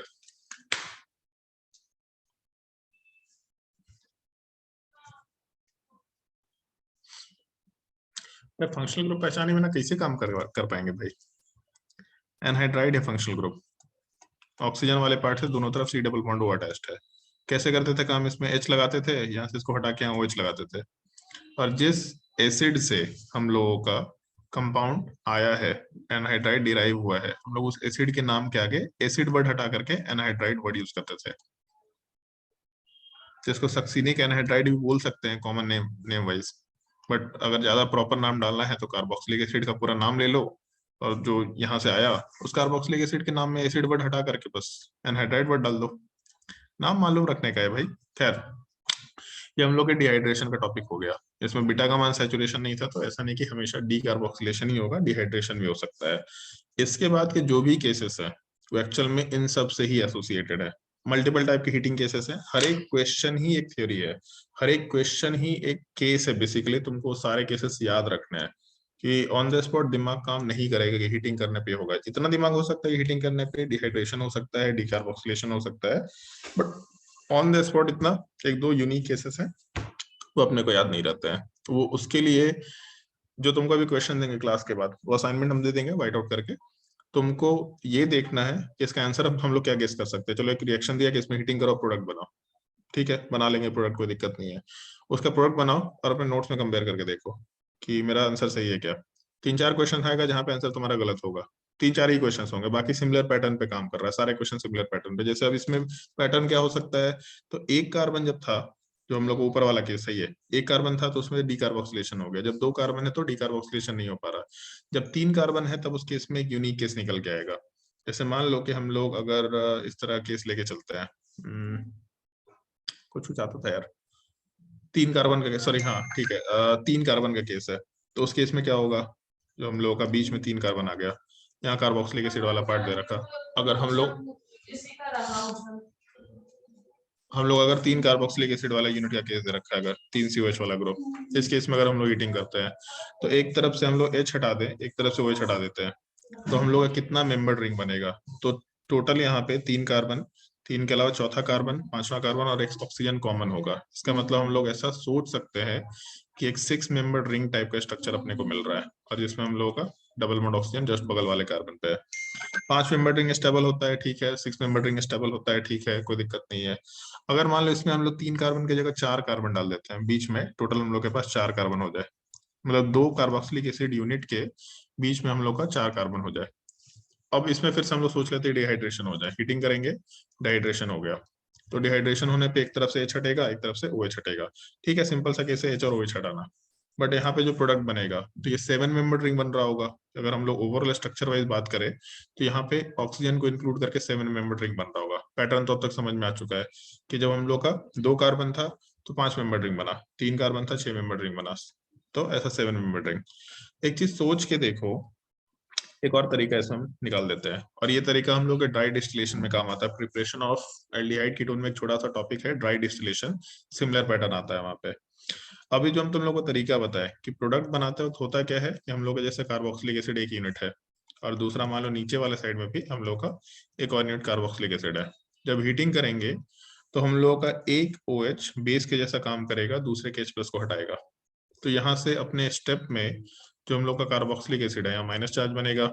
फिर उसके बाद नीचे वाले साइड में हम लोग का आराम से इस तरह का कुछ स्ट्रक्चर बन रहा है OH2+।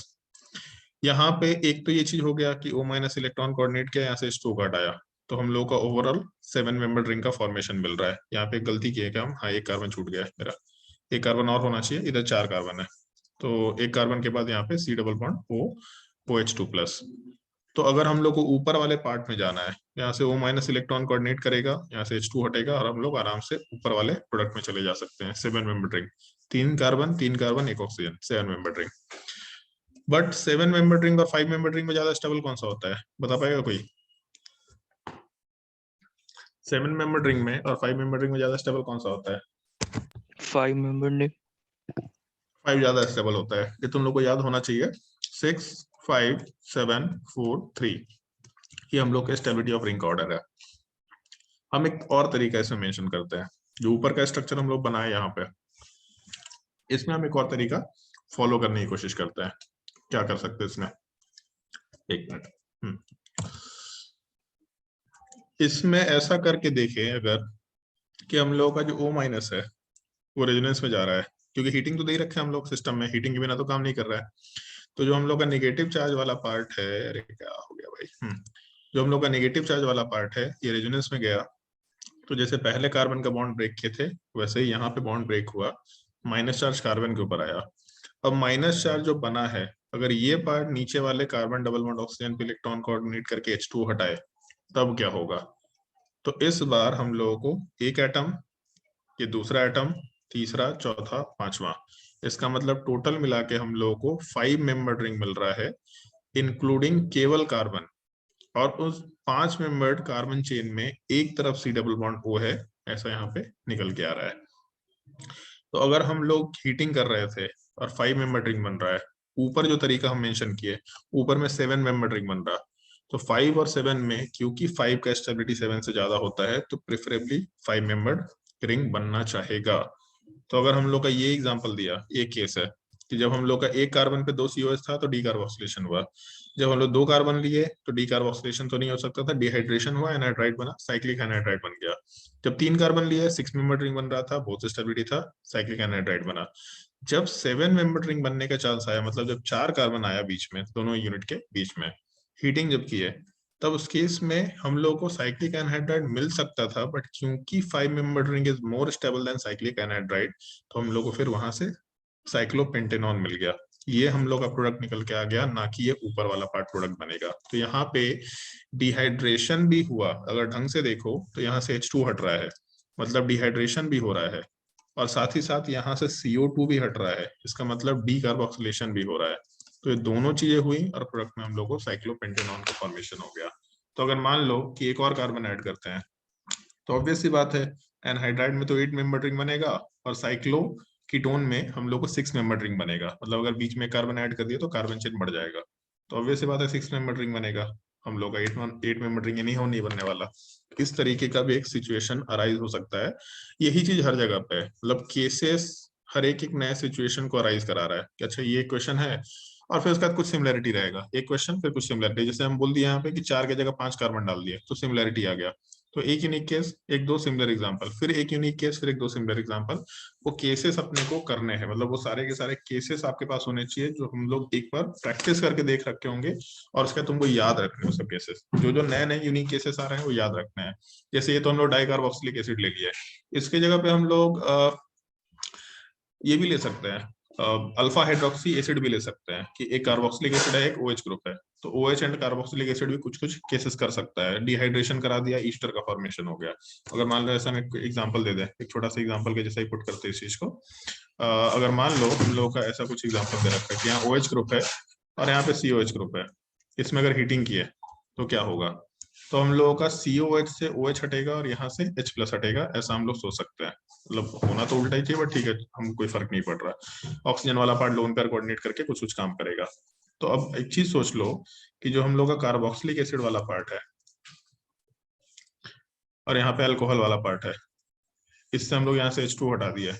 तो इसको हटाने का मतलब क्या है कि ऑक्सीजन वाला पार्ट इस कार्बोनिल कार्बन से अटैच हुआ, तो ऑक्सीजन मिला के 1 एटम, 2 एटम, 3, 4, 5, 6, मतलब ऑक्सीजन जब इस कार्बन पे इलेक्ट्रॉन कोऑर्डिनेट करेगा तो 6 मेंबर्ड एक रिंग का फॉर्मेशन होना चाहिए। ओवरऑल एक 6 मेंबर्ड रिंग का फॉर्मेशन होगा जिसमें ऑक्सीजन भी इंक्लूडेड होना चाहिए। तो ये भी हम लोग का एक साइक्लिक ईस्टर का फॉर्मेशन हो सकता है। इसको हम लोग कुछ नाम से भी जानते हैं, इसको हम लोग लैक्टोन्स बोलते हैं। और ये जो लैक्टोन है, ये जो साइक्लिक ईस्टर है, इसको लैक्टोन बोला जाता है कॉमन नेम में। और लैक्टोन डिपेंड करता है हाइड्रोक्सी के पोजीशन पे। हाइड्रोक्सी के पोजीशन पे डिपेंड करने का मतलब जैसे ऐसा समझ सकते हैं, कार्बोक्सिलिक एसिड जिस कार्बन से अटैच हो अल्फा कार्बन, अल्फा जिस कार्बन से अटैच हो बीटा कार्बन, बीटा जिस कार्बन से अटैच हो गामा कार्बन, गामा जिस कार्बन से अटैच हो डेल्टा कार्बन, डेल्टा कार्बन पे OH ग्रुप है, तो this lactone will be considered as delta lactone. ऐसा हम लोग नोमेनक्लेचर दे सकते हैं।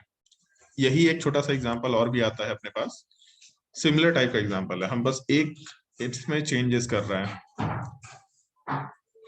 इसमें हम लोग OH की जगह NH2 डाल देते हैं, पहला केस, और दूसरी तरफ हम लोग कार्बोक्सिलिक एसिड रखते हैं। बेसिकली अमीनो एसिड की हीटिंग की बात कर रहे हैं हम लोग। इसमें एक डिफरेंस देखो, 2 चीज हम चेंज किया है।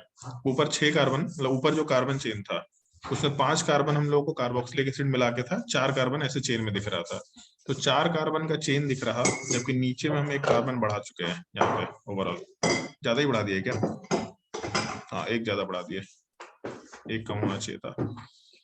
2, 3, 4, 5 और यहाँ पे NH2। ठीक है, ये अपना काम कर देगा। हाँ ठीक है, तो इस केस में हम लोग नीचे 1 कार्बन बढ़ा दिया, तो हम लोग का जो रिएक्शन होना शुरू हुआ, अगर उसमें हम लोग 1 कार्बन बढ़ा के रखते हैं, तो जो हम लोग का ऊपर का पैटर्न था वैसे कुछ पैटर्न फॉलो कर लेते हैं कि हम लोग के कार्बोक्सिलिक एसिड वाले पार्ट से OH हटेगा और जो NH2 है यहाँ से H हटेगा। जैसे डिहाइड्रेशन हो रहा था वैसे यहाँ भी होगा।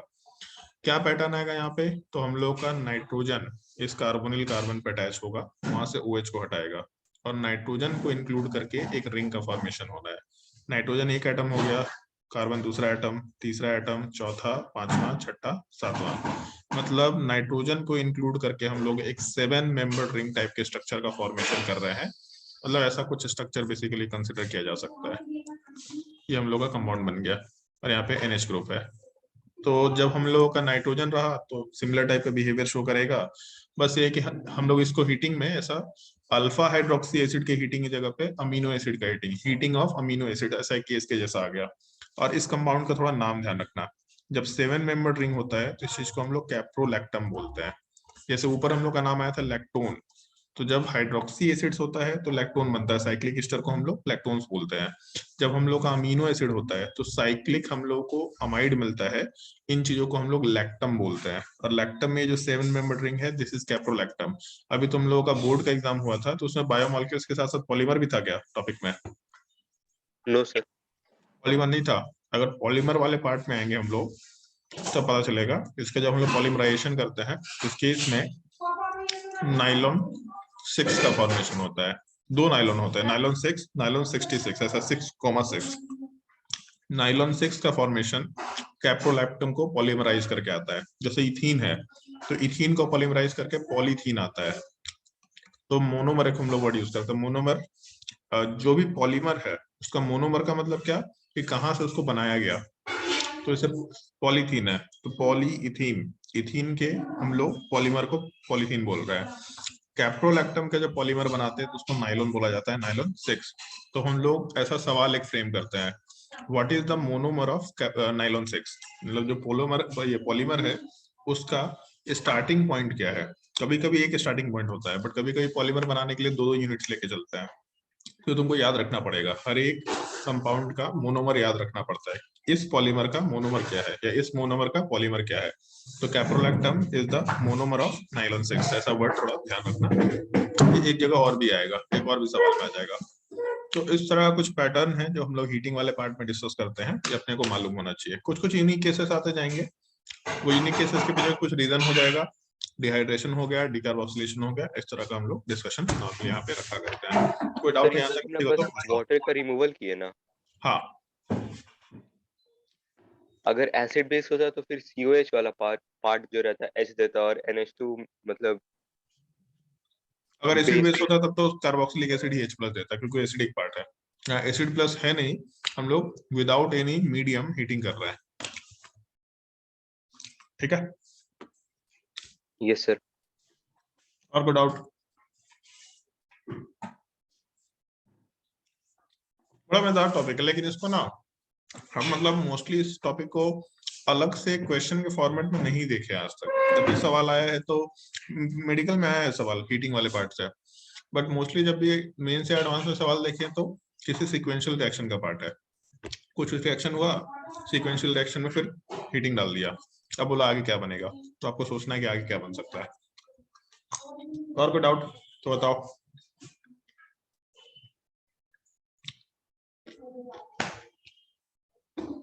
कोई डाउट नहीं है जी। और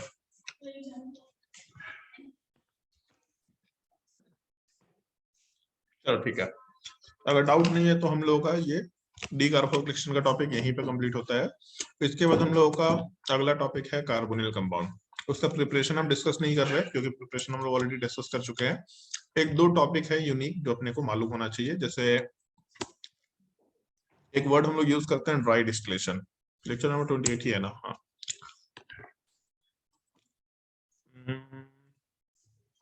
न्यूक्लियोफिलिक एडिशन रिएक्शन तो वर्ड यूज कर चुके हैं, चलो एल्डिहाइड एंड कीटोन ही कर लेते हैं।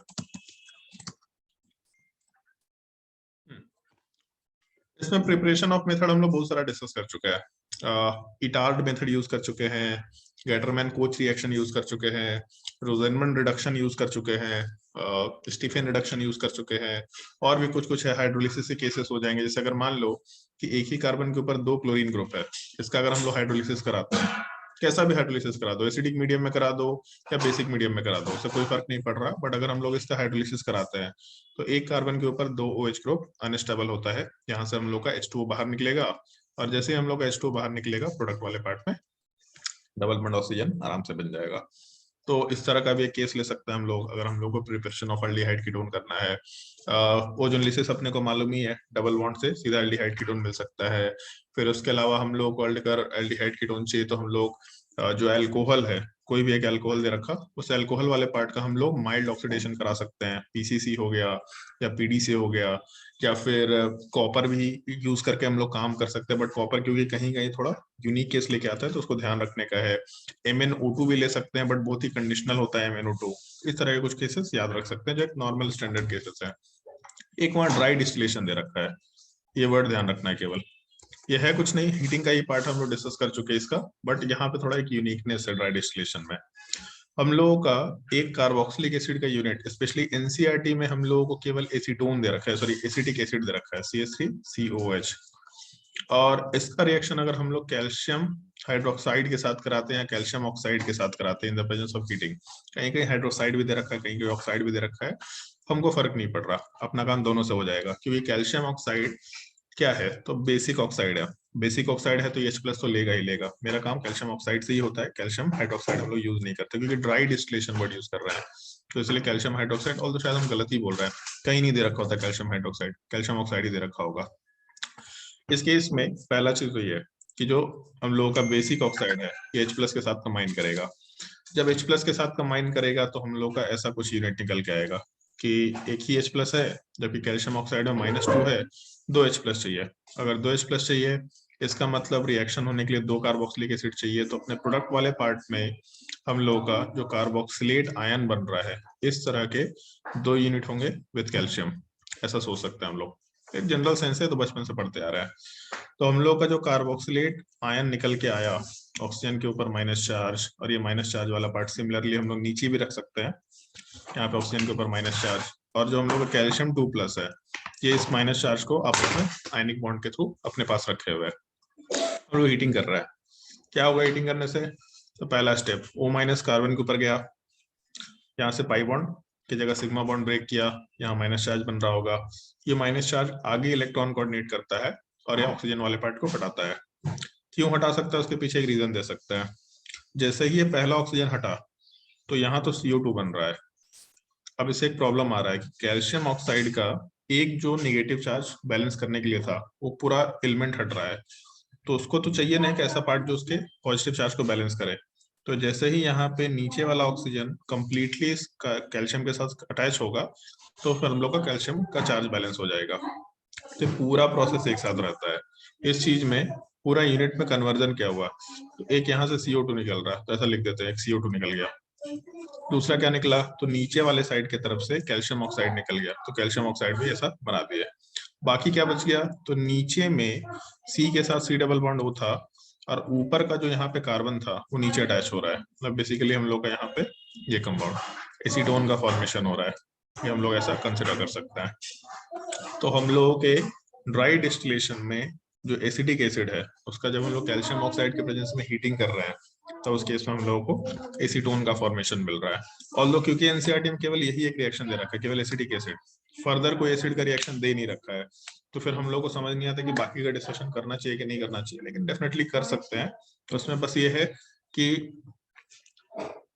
ये चेक कर लेना होगा कि हम लोग का प्रोडक्ट बनने का पॉसिबिलिटी क्या क्या हो सकता है। क्योंकि जैसे अगर मान लो हम एक छोटा सा सिचुएशन बोल देते हैं, मान लो जैसे ये रहा, बीच में कार्बोक्सिलिक एसिड आ गया, तब इस केस में क्या होगा, तो बीच वाला जो नेगेटिव चार्ज है वो दूसरे किस कंपाउंड के साथ कंबाइन करेगा, हम लोग उसके हिसाब से बात कर सकते हैं। तो ये थोड़ा सा यूनिकनेस रहेगा। तुम लोग को क्वेश्चन अगर कभी मिला, ऑल्दो हम तो आज तक सवाल नहीं देखे, कभी आज तक सवाल नहीं देखे, क्वेश्चन अगर कभी मिला तो हम लोग उसके हिसाब से ही डिस्कशन करेंगे, अदरवाइज दिमाग नहीं लगाने का है। बट हाँ ये है कि पॉसिबिलिटीज क्या हो सकता है। तो यहाँ पे हम लोगों के एक ही कार्बन था जिसके ऊपर नेगेटिव चार्ज जाके कंबाइन कर सकता है। अगर हम लोग एक, लेकिन फिर वहां पे तो एक ही कंपाउंड निकल जाएगा, नहीं ठीक है, कोई ज्यादा डिफरेंस निकल के नहीं आ रहा, सिमिलर टाइप का ही पैटर्न आएगा। जब दो हम लोग कार्बोक्सिलिक एसिड लेके चल लेंगे अलग अलग, तब उस केस में कुछ अलग अलग कॉम्बिनेशन बन सकते हैं कि सिमिलर टाइप का पैटर्न हो गया, क्रॉस पैटर्न हो गया, तो उस तरीके का कुछ पैटर्न आ सकता है। बाकी तो एक ही केस है। तो एक्चुअल में क्योंकि हम आज तक सवाल देखे नहीं है ड्राई डिस्टिलेशन का कहीं भी, और तो इसलिए फिर हमको समझ नहीं आता कि इसमें और कोई केस डिस्कस करना चाहिए कि नहीं। बट ये हम लोग के हीटिंग के पार्ट से ही डिराइव होता है, तो हम लोग आराम से हीटिंग के पार्ट से ही डिराइव होता है, तो आराम से हम लोग इस चीज का डिस्कशन कर सकते हैं। कोई डाउट है किसी को तो पूछ लो।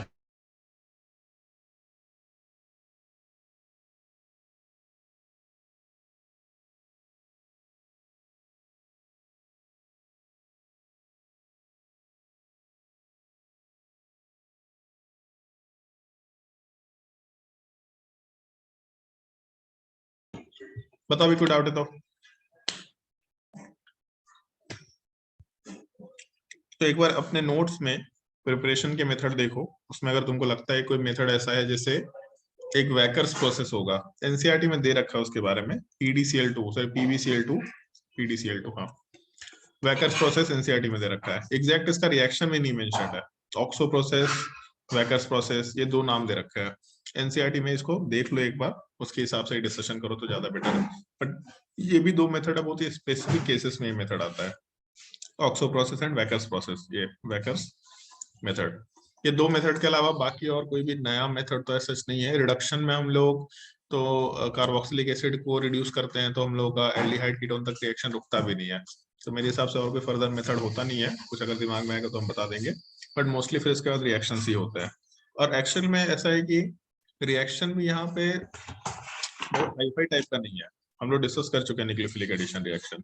हम लोग रिएक्शंस की अगर बात करें, रिएक्शन ऑफ एल्डिहाइड कीटोन, तो एक चीज तो बड़ा सिंपल सा है, इसमें दो सिचुएशंस है जो अपने को ध्यान रखना है, बहुत बेसिक तरीके से ध्यान रखना है।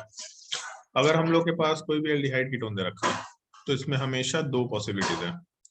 एक रिएक्शन का साइट हो गया रिएक्शन एट कार्बोनिल कार्बन, ये बोलने का तरीका होता है, याद रखना है आपको, reaction at C double bond हो मतलब रिएक्शन एट कार्बोनिल कार्बन। और ये दूसरा पार्ट हमेशा होगा, हर जगह पे ऐसा ही रहेगा, ये हर जगह पे दो पॉसिबिलिटीज होंगी, रिएक्शन एट कार्बोनिल एटम या दूसरा रिएक्शन एट अल्फा कार्बन। जितने भी नेम्ड रिएक्शन है, स्पेशली एल्डिहाइड कीटोन में मोस्टली, अगर अल्फा कार्बन पे रिएक्शन आ रहा है तो ये हम लोगों के नेम्ड रिएक्शन में ही आ जाता है। जब भी कभी अल्फा कार्बन पे रिएक्शन है तो किसी न किसी टाइप के नेम्ड रिएक्शन से एसोसिएटेड है, हमेशा ऐसा ही कुछ केस निकल के आया है। जैसे aldol condensation reaction alpha carbon दे रखे हैं। अगर हम लोग कार्बोक्सिलिक एसिड में लेके चलते हैं तो वहां पे भी हम लोग का अल्फा कार्बन पे रिएक्शन होता है, तो उसको हम लोग एक नेम्ड रिएक्शन कुछ बोलते हैं, नाम उसका ध्यान नहीं आ रहा तो बता देंगे। फिर ईस्टर में हम लोग जब रिएक्शन कराते हैं तो वहां पे हम लोग कुछ नाम यूज करते हैं, एल्डोल कैनिजारो, हाँ कैनिजारो रिएक्शन तो नहीं, aldol reaction, Cannizzaro reaction, Perkin reaction, Tishchenko reaction, पता नहीं, नाम ध्यान नहीं आ रहा, बता देंगे उसमें क्या है। तो जब भी कभी अल्फा कार्बन पे रिएक्शन होगा तो उस केस में कोई ना कोई नेम रिएक्शन एसोसिएटेड होता है। कार्बोनिल कार्बन पे रिएक्शन होगा वो हम लोग के स्टैंडर्ड एल्डिहाइड कीटोन का केस है, जो अपने को ध्यान रखना होता है। एल्डिहाइड कीटोन का जो टॉपिक हम लोग डिस्कस करेंगे, इसमें हम लोग का रिएक्शन एट कार्बोनिल कार्बन चलेगा। एक बार ये खत्म हो गया तो फिर हम लोग का नेम रिएक्शन वाला पार्ट शुरू हो गया। फिर हम पहले चाहेंगे तो कार्बोक्सिलिक एसिड के भी कुछ रिएक्शन डिस्कस कर लेंगे जो बेसिक रिएक्शन है, और उसके बाद हम लोग का नेम रिएक्शन अलग से डिस्कस कर लेंगे। तो ये सी डबल बॉन्ड वाला पार्ट हम लोग का डिस्कशन का पार्ट आएगा। बट ये ऑलरेडी अपने को मालूम है कि हम लोग जब रिएक्शन एट कार्बोनिल कार्बन कराते हैं तो इस चीज को हम लोग ग्रिग्नार्ड एजेंट में डिस्कस किए थे, इस चीज को हम लोग न्यूक्लियोफिलिक एडिशन रिएक्शन बोलते हैं। उस टाइम पे हम बोले भी थे कि आगे कुछ नया अब नहीं आने वाला है, सिमिलर पैटर्न चलेगा, कुछ भी नया नहीं आने वाला, थोड़ा बहुत मॉडिफिकेशन आएगा। तो अगर कार्बोनिल कार्बन पे रिएक्शन होता है, इसका मतलब हम लोग के mechanism wise nucleophilic addition reaction होता है। ये तो ऑलरेडी हम लोग पढ़ चुके हैं, बहुत बार रिपीट हो चुका है ये चीज कि हम लोग का न्यूक्लियोफिलिक एडिशन क्या होगा। एक दो क्वेश्चन भी तुम लोगों ने सॉल्व किया है।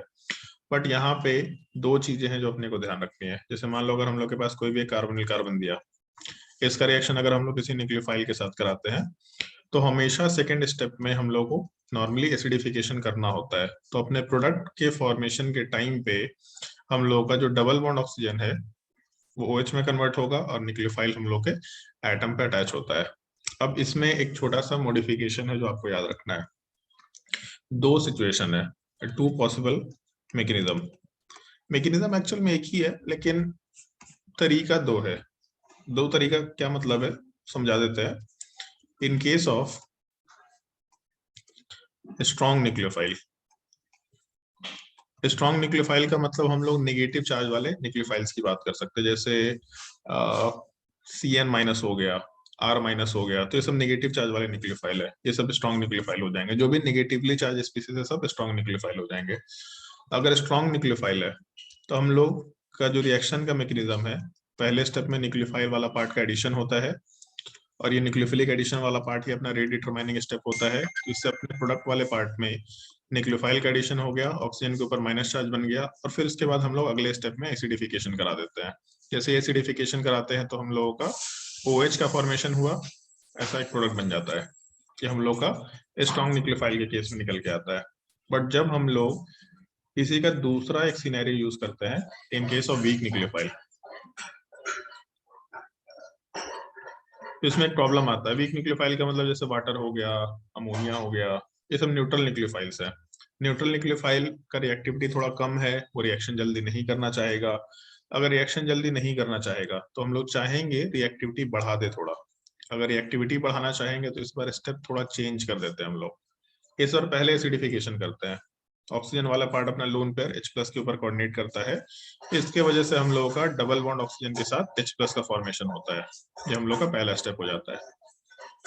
अब क्या होगा, तो अब ऑक्सीजन के ऊपर पॉजिटिव चार्ज डेवलप होने की वजह से जो इसका रिएक्टिविटी है वो इंक्रीज कर गया, क्योंकि पहले न्यूट्रल ऑक्सीजन था, लेस इलेक्ट्रोनेगेटिव था, अभी पॉजिटिव चार्ज आ गया तो रिएक्टिविटी बहुत इंक्रीज कर गया। न्यूक्लियोफाइल इस पे गया, बॉन्ड ब्रेक करके हटाए, तो अपने प्रोडक्ट वाले पार्ट में हम लोगों का जैसे ही न्यूक्लियोफाइल का एडिशन हुआ OH डायरेक्टली बन गया। प्रोडक्ट दोनों में सेम बन रहा है, प्रोडक्ट में कोई डिफरेंस नहीं है, बट तरीका थोड़ा चेंज हो गया। बस थोड़ा सा एसिडिफिकेशन का स्टेप चेंज हो गया based on the nucleophile, but rate determining step अभी भी हम लोगों का न्यूक्लियोफिलिक एडिशन का ये स्टेप है। पहला तो एसिड बेस रिएक्शन है, वैसे भी फास्ट होगा, तो पहला स्टेप तो काउंट ही नहीं कर रहा है दोनों में न्यूक्लियोफिलिक एडिशन। बट न्यूक्लियोफाइल के बिहेवियर की वजह से हम लोग का पहले एसिडिफिकेशन हो जाएगा, उसके बाद हम लोग बाद में न्यूक्लियोफाइल से रिएक्शन कराते हैं। और क्योंकि न्यूक्लियोफाइल वीक नेचर का है तो न्यूक्लियोफाइल उस H+ के साथ कंबाइन नहीं करेगा, तो न्यूक्लियोफिलिक एडिशन रिएक्शन में ही जाएगा। तो हम लोग का ये दो पॉसिबल तरीका जो मालूम होना चाहिए।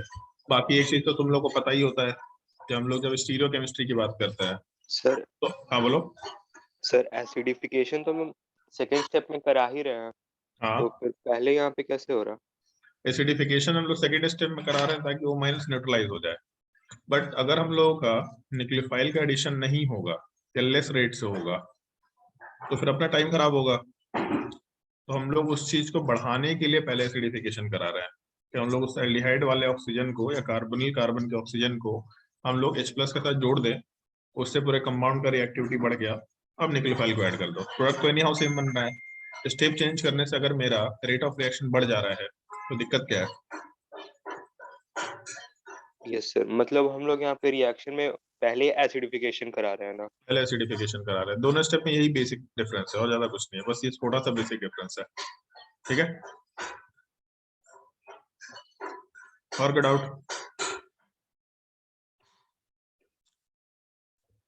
चलो ठीक है। तो इसमें जैसे एक तो चीज हम लोग ऑलरेडी डिस्कस कर चुके हैं, स्टीरियोकेमिस्ट्री में ज्यादा कोई डिस्कशन का बाकी नहीं है क्योंकि हम लोग ऑलरेडी सब चीजों का डिस्कशन कर चुके हैं, बस हम एक बार रिमाइंडर डाल दे रहे हैं। अगर यहाँ रिएक्शन कराते हैं हम लोग, sp2 एटम है, जब रिएक्शन होगा तो अपने प्रोडक्ट वाले पार्ट में मान के चल रहे हैं कि कायरल सेंटर डेवलप हो रहा है, एजम्पशन लेके चल रहे हैं कि न्यूक्लियोफाइल ऐड हो गया, कायरल सेंटर डेवलप हो गया और sp3 एटम में कन्वर्ट हुआ। जब भी sp2 वाला पार्ट sp3 में जाएगा तो हमेशा R+S कॉन्फ़िगरेशन का फॉर्मेशन होगा, मतलब रेसमिक मिक्सचर का फॉर्मेशन करेगा। ये अपने स्टीरियोकेमिस्ट्री का पार्ट था। और दूसरा हम लोगों ने एक रिएक्शन का रिएक्टिविटी का डिस्कशन किया था। रिएक्टिविटी किन फैक्टर्स के ऊपर डिपेंड कर रहा था, कुछ याद है? किसी को कुछ याद है रिएक्टिविटी किन फैक्टर्स के ऊपर डिपेंड कर रहा था? रेजोनेंस पे स्टेरिक हिंड्रेंस। सबसे पहला फैक्टर स्टेरिक हिंड्रेंस का था। स्टेरिक हिंड्रेंस के बाद हम लोग दूसरा फैक्टर ले रहे थे इलेक्ट्रॉन विड्रॉइंग नेचर का, या फिर ऐसा कर लेते हैं delta positive charge on carbonyl carbon C double bond O ऐसा।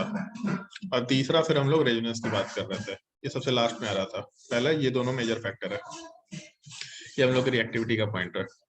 यही बेसिक पॉइंट था जो हम लोग वहां पे डिस्कस किए थे। अब इसमें तुम लोगों को करना क्या है कि एक्सरसाइज अभी तो तुम लोग को अभी क्या भी करना है, क्योंकि हमको कुछ नया नहीं बताना है कुछ कुछ यूनिक पॉइंट्स है जो हम लोग का डिस्कशन करना है।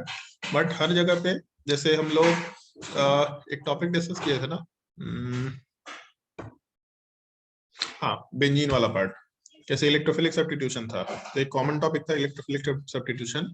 अब हेलोजनेशन है तो रिएजेंट डाल दिया, 3-4 पॉइंट्स आ गए उसमें और भाई हो गया हेलोजनेशन कंप्लीट। फिर हम लोग का नाइट्रेशन था तो उसमें रिएजेंट डाल दिए, कैसे नाइट्रेशन होता है, कैसे इलेक्ट्रोफाइल बनता है वो बता दिया, दूसरा यूनिक पॉइंट बताए, हो गया रिएक्शन कंप्लीट। फिर फ्रीडल क्राफ्ट रिएक्शन गए, सल्फोनेशन गए, फिर फ्रीडल क्राफ्ट असाइलेशन गए, अल्काइलेशन गए, रिएजेंट मेंशन किया, 3-4 पॉइंट जो भी रिक्वायर्ड है उसको मेंशन किया, रिएक्शन कंप्लीट। क्योंकि मैकेनिज्म तो एक ही है, बस न्यूक्लियोफाइल चेंज हो रहा है या इलेक्ट्रोफाइल चेंज हो रहा है, और पैटर्न में थोड़ा बहुत 2-4 एक्स्ट्रा पॉइंट्स है जो हम लोग नोट करते जा रहे हैं। सेम चीज यहाँ पे आएगा, जैसे ग्रिग्नार्ड रिएजेंट है तो अगर ग्रिग्नार्ड रिएजेंट की जगह पे हम लोग NaCN ले लेते हैं, जैसे मान लो यहाँ पे हम लोग का कार्बोनिल कार्बन में ऐसा एसीटोन दे रखा, इसका रिएक्शन हम लोग NaCN के साथ करा दे तो यहाँ से CN- आएगा। जब CN- आएगा तो अपने प्रोडक्ट वाले पार्ट में और सेकेंड स्टेप में एसिडिफिकेशन, तो यहाँ से हम लोग को OH मिलेगा और उसके साथ साथ यहाँ पे CN मिलेगा। हाँ एक चीज हो सकता है कि बहुत ही स्ट्रॉन्ग एसिडिक मीडियम नहीं होना चाहिए, अगर स्ट्रॉन्ग एसिडिक मीडियम होगा तो CN का हाइड्रोलिसिस भी हो जाएगा, CN वाला पार्ट पता चला कार्बोक्सिलिक एसिड में कन्वर्ट हो गया, तो स्ट्रॉन्ग एसिडिक मीडियम नहीं चाहिए। ये खैर दिया रहता है, इसमें कोई दिक्कत वाला चीज नहीं है। तो जैसे ग्रिग्नार्ड रिएजेंट के जैसा कोई भी न्यूक्लियोफाइल लेके चल सकते हैं। तो यहाँ पे टोटल हम लोगों को 4-5 केसेस है जो यूज करने हैं, ये हम तुम लोग को बताएंगे नहीं, हम कभी केवल न्यूक्लियोफाइल मेंशन कर रहे हैं। 4-5 केसेस क्या हो सकते हैं और तुम लोग उसको एक बार रीड आउट करना है, और तुम लोगों को 1-2 क्वेश्चंस को या 1-2 थियोरेटिकल पार्ट को पढ़ने में बहुत दिमाग खराब होगा, अगर यार क्या है समझ नहीं आ रहा। हम केवल वो 1-2 चीजें ही है जो डिस्कशन में यूज करेंगे, बाकी थ्योरेटिकल पॉइंट है तुमको अभी रीड करना है, ऐसा नहीं कि अभी हम बोल रहे हैं तुम लोग पता नहीं कौन से जमाने में रीड करेगा। उसके बाद फिर से हम लोग का एक डिस्कशन क्लास होगा आधे घंटे का, और तुम लोग को उसमें जो भी डाउट आया कि सर इस वाले पेज में ये डाउट बताइए, क्योंकि उसमें मेरे बताने का ज्यादा कुछ नहीं, वैसा हो जाएगा तुम लोग का रटवा रहे चीजें, कोई फायदा नहीं है। एक है हम लोग का सबसे पहला टॉपिक एडिशन ऑफ वाटर, इसमें कुछ थ्योरेटिकल पॉइंट्स है, क्योंकि वाटर ऐड करेंगे तो हम लोगों को जेमिनल डायोल मिल जाएगा। अगर मान लो हम लोग का कार्बोनिक कंपाउंड है, इसमें वाटर का एडिशन कर दिए तो हम लोगों को जो डबल बॉन्ड ऑक्सीजन है उसकी तरफ से OH मिला, और जिन दो नीचे न्यूक्लियोफाइल ऐड हुआ उसकी तरफ से भी OH मिला। एक कार्बन के ऊपर 2 H ग्रुप अनस्टेबल होता है, तो ये कैसे बनेगा, तो इससे रिलेटेड कुछ थ्योरेटिकल पॉइंट्स है वो एक बार पढ़ने का है। एक बार वाटर का एडिशन हो गया तो हम लोग का फिर अगला टॉपिक चलता है एडिशन ऑफ एल्कोहल। यहाँ पे हम लोगों को हेमी एसिटल का फॉर्मेशन और एसिटल का फॉर्मेशन मिलता है। कैसे होता है, ये वाटर के मैकेनिज्म के जैसा ही है, सिमिलर टाइप का पैटर्न है, बस कैसे होता है रिएक्शन ये पता चलेगा। उसमें भी 1-2 छोटा सा इन्फॉर्मेशन है, बड़ा मजेदार इन्फॉर्मेशन है वो, मतलब थोड़ा हाई फाई लेवल का टॉपिक है बट है बहुत मजेदार इन्फॉर्मेशन, हर जगह के यूज में काम आ सकता है। कैसे आएगा ज्यादा प्रोमिनेंटली हम क्लास में डिस्कस करेंगे। इन दोनों टॉपिक के कंप्लीशन के बाद होता है तीसरा topic, addition of sodium bisulphide NaHSO3। ये हम लोग का एक तीसरा रिएक्शन है जो अपने को ध्यान रखना है। चौथा हम लोग एडिशन ऑफ साइनाइड यूज कर सकते हैं, एडिशन ऑफ साइनाइड।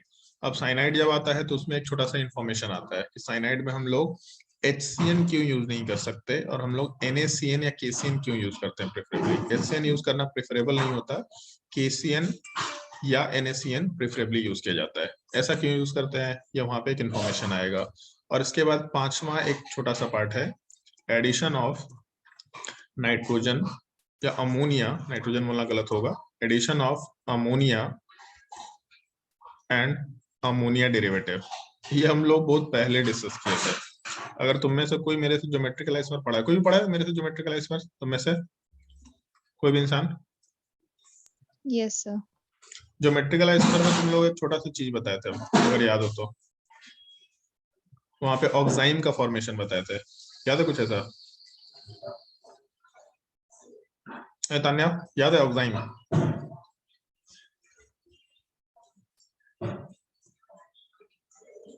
बहुत पहले बताए थे ज्योमेट्रिकल आइसोमर में। यहाँ से H2 हटेगा, यहाँ से O हटेगा, क्या बनेगा? तो जैसे ही वाटर हटाए तो कार्बन डबल बॉन्ड नाइट्रोजन, यहाँ से ऑक्साइम का फॉर्मेशन हो गया। और ज्योमेट्रिकल आइसोमरिज्म के बुकलेट में सवाल भी है, how many oximes are formed. तो अमोनिया में क्या होगा, तो NH3 है। अमोनिया डेरिवेटिव अगर है तो डेरिवेटिव का मतलब होता है जो अमोनिया से डिराइव हुआ। इसमें जो H3 है, NH3, उसमें अगर एक H के जगह पे हम लोग कोई ग्रुप डाल दें, दिस इज अमोनिया डेरिवेटिव। ये पूरे पार्ट को हम लोग अमोनिया डेरिवेटिव बोलते हैं। तो जैसे हम लोग का रिएक्शन तो H2 के साथ होना है, OH जैसा था वैसे ही छोड़ दिया, तो जो ग्रुप होगा यहाँ पे OH की जगह अगर कोई ग्रुप रहा, जो ग्रुप है जैसा था वैसे का वैसे ही रहेगा। रिएक्शन में कुछ कुछ पॉइंट्स है थ्योरेटिकल, सारे के सारे पॉइंट्स आपको एक बार रीड करने होते हैं। उन पॉइंट्स को नोट्स में रीड करो। जो प्रिपरेशन मेथड है उनको रीड करना है, जो उसके बाद प्रिपरेशन मेथड के बाद ये सब रिएक्शंस है उन सबको रीड करना है, पॉइंट बाय पॉइंट ढंग से रीड करना है। और तुमको जब भी कंफर्टेबल हो, यहाँ से रीडिंग हो गया या रीडिंग डन हो गया, तो उसके बाद फिर हम लोग आधे घंटे का केवल डिस्कशन क्लास, इनफैक्ट आधा घंटा भी डिस्कशन नहीं करना है, मुश्किल से 20 मिनट का डिस्कशन क्लास होगा। जो 2-3 केसेस मैंने बोले, एक अमोनिया में आएगा, एडिशन ऑफ अमोनिया में एक कंपाउंड का फॉर्मेशन आता है यूरोट्रोपिन। ये पार्ट तो याद रखना ही रखना है, ये मेडिकल वालों को ज्यादा याद रखना है। यूरोट्रोपिन का फॉर्मेशन कैसे होता है, रिएक्शन याद रखना है, तरीका याद नहीं भी हो, तरीका तो खैर किसी को याद नहीं रखना है, बट रिएक्शन याद रखना है और कंपाउंड का स्ट्रक्चर बहुत अच्छे से याद रखना है। ये तुम लोग को जल्दी समझ नहीं आएगा, ये हम समझाएंगे। ये थोड़ा एक बड़ा पार्ट होगा जो अपने डिस्कशन में आएगा। वाटर से रिलेटेड पॉइंट तुम लोग को समझ में आ जाएगा। और एडिशन ऑफ एल्कोहल में एक पॉइंट आएगा, मास्किंग एंड डीमास्किंग। ये पार्ट तुम लोग को समझने में थोड़ा दिक्कत होगा। मास्किंग तो सिंपल सा चीज है, डीमास्किंग सिंपल सा चीज है। डीमास्किंग मतलब हाइड्रोलिसिस ऑफ एसिटल और कीटल। मास्किंग तुम लोग को थोड़ा समझने में दिक्कत आएगा, बट तुम लोग को ज्यादा नहीं समझने का, एक बार स्टेटमेंट पढ़ना, बहुत अच्छे से थ्योरेटिकल स्टेटमेंट लिखा हुआ है, तो उसको रीड करना, तो वो समझ में आएगा कि हम लोग का एक बेसिक टॉपिक क्या है। और बाकी तो हम लोग का इसके बाद एल्डिहाइड कीटोन में केवल नेम्ड रिएक्शन होता है जो अपने को रीड आउट करना होता है। तो अभी हम 2-3 काम करेंगे तुम लोगों को। जो तुम्हारे कार्बोनिल कंपाउंड, जो सॉरी डी कार्बोक्सिलेशन का टॉपिक है, उन डी कार्बोक्सिलेशन के टॉपिक में हम वाइट आउट करके जो क्वेश्चंस का प्रोडक्ट क्या बनना है उनको ट्राई करने देंगे। तुमको पहले क्वेश्चंस प्रैक्टिस करना है, अपने नोट से मैच करके देखना है कि नोट्स में इसका आंसर क्या है, हम इसको क्या गेस किए, और फिर आंसर तक पहुंचने की कोशिश करो। अगर नहीं पहुंच पा रहे तो तुरंत ग्रुप में डाउट डाल दो कि सर ये वाला क्वेश्चन कैसे होगा, एक्सप्लेन कीजिए। हम वर्बल आंसर बताएंगे वहाँ पे, मतलब थ्योरेटिकली हम टाइप नहीं करेंगे, वर्बल हम कम्युनिकेशन करेंगे। उसमें थ्योरेटिकली मतलब वैसा बता देंगे कि इसमें ऐसा ऐसा ऐसा ऐसा सिचुएशन है, इस वजह से ऐसा हो रहा है। वो तुम लोगों का एक एक लाइन से सारा डाउट क्लियर होता जाएगा, वो टॉपिक कंप्लीट होगा तुम्हारा। वो टॉपिक वैसे ही पढ़ने का टॉपिक है, एक्चुअल में क्वेश्चन के थ्रू ही सीख सकते हैं।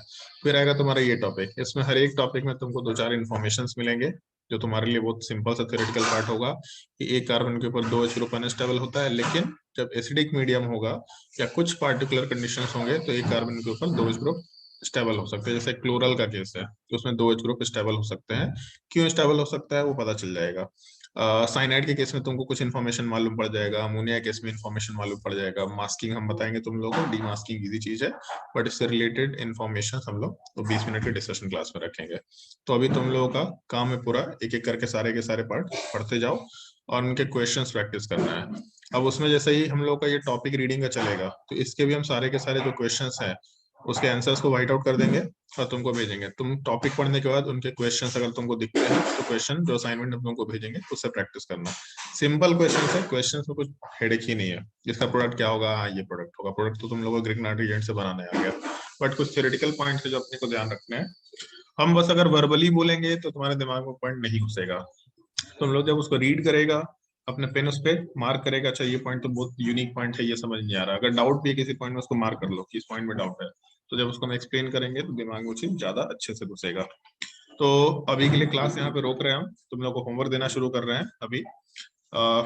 आराम से क्वेश्चन प्रैक्टिस करना शुरू कर दो, और जैसे ही हम लोग का डिस्कशन शुरू हो जाएगा, फिर मतलब जब भी तुम लोग का रीडिंग खत्म हो जाएगा तो हमें ग्रुप में एक पोल डाल देंगे। अगर सब लोग का आ गया कि हाँ सर हम लोग का हो चुका रीडिंग कंप्लीट, तो आधे घंटे का 20 मिनट का क्लास लगा लेंगे और वहां पे डिस्कशन कर लेंगे। अभी कितना बज रहा है, 6 बज रहा है, 6:20। हम एक्सपेक्ट करके चल रहे हैं कि 7:15 तक तुम लोग का कंप्लीट हो जाना चाहिए। 7:15 सफिशिएंट टाइम है, मोर देन सफिशिएंट टाइम है। तब तक कंप्लीट हो जाना चाहिए तुम लोग का सब कुछ। 8:30 बजे के अराउंड हम लोग 20 मिनट का डिस्कशन क्लास रख लेंगे।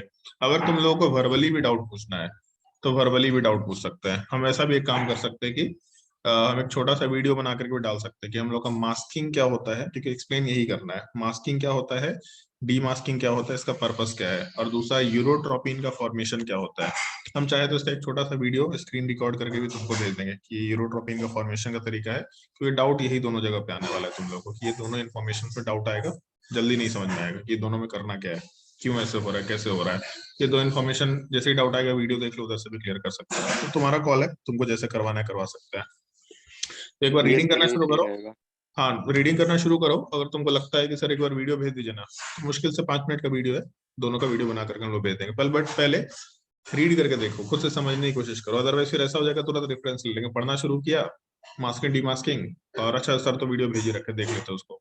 वीडियो बाद में देखना, पहले खुद से एफर्ट लगाओ। नहीं समझ में आया फिर छोड़ के आगे बढ़ो, फिर सारा चीज कंप्लीट करो, फिर यूरोट्रोपिन देखो, वो भी नहीं समझ में आया, फिर से एक बार ट्राई करके देखो। जब नहीं समझ में आएगा तब उस वीडियो को देखना। और अगर कोई डाउट रह गया फिर भी फर्दर, तो फिर ग्रुप में डाल दोगे सर ये वाला चीज एक्सप्लेन कीजिए, तो वहां पे तुम्हारा ऑडियो बना करके भेज देंगे। क्योंकि अब इसमें कुछ समझाने का है नहीं, ये टॉपिक ही ऐसा है कि इसमें तुमको छोटा सा इन्फॉर्मेशन पास आउट करना है तुमको, उसके बाद क्वेश्चंस प्रैक्टिस करना है। फिर एल्डिहाइड क्वेश्चन के, एल्डिहाइड कीटोन के क्वेश्चन प्रैक्टिस करेंगे हम लोग। तो कोई डाउट है तो पूछ लो यहाँ तक के पार्ट में। अगर डाउट नहीं है तो तुम लोग को नोट से हम व्हाइट आउट करके असाइनमेंट भेज रहे हैं, वो तुम लोग को प्रैक्टिस करना है, फटाफट प्रैक्टिस करते जाना है। पहले डीकार्बोक्सिलेशन भेजेंगे, उसके बाद बाकी का देखते हैं। सर रिडक्शन वाले क्लास का नोट्स भेज दीजिएगा ना। रिडक्शन वाले क्लास का नोट, चलो ठीक है भेज देंगे। और ये वाला भी। ठीक है, ओके। और कुछ? कहाँ तक का लेक्चर हम भेज चुके हैं तुम लोगों को? लेक्चर नंबर 26 तक भेज चुके हैं क्या? ऑक्सीडेशन तक। लेक्चर नंबर बताओ ना। लेक्चर नंबर 26 तक मेरे पास पड़ा हुआ है पीडीएफ, मतलब 26 तक हम भेज चुके होंगे। ठीक है, चलो ठीक है, भेजते हैं नोट्स अभी, एक बार रीडिंग करके देखो।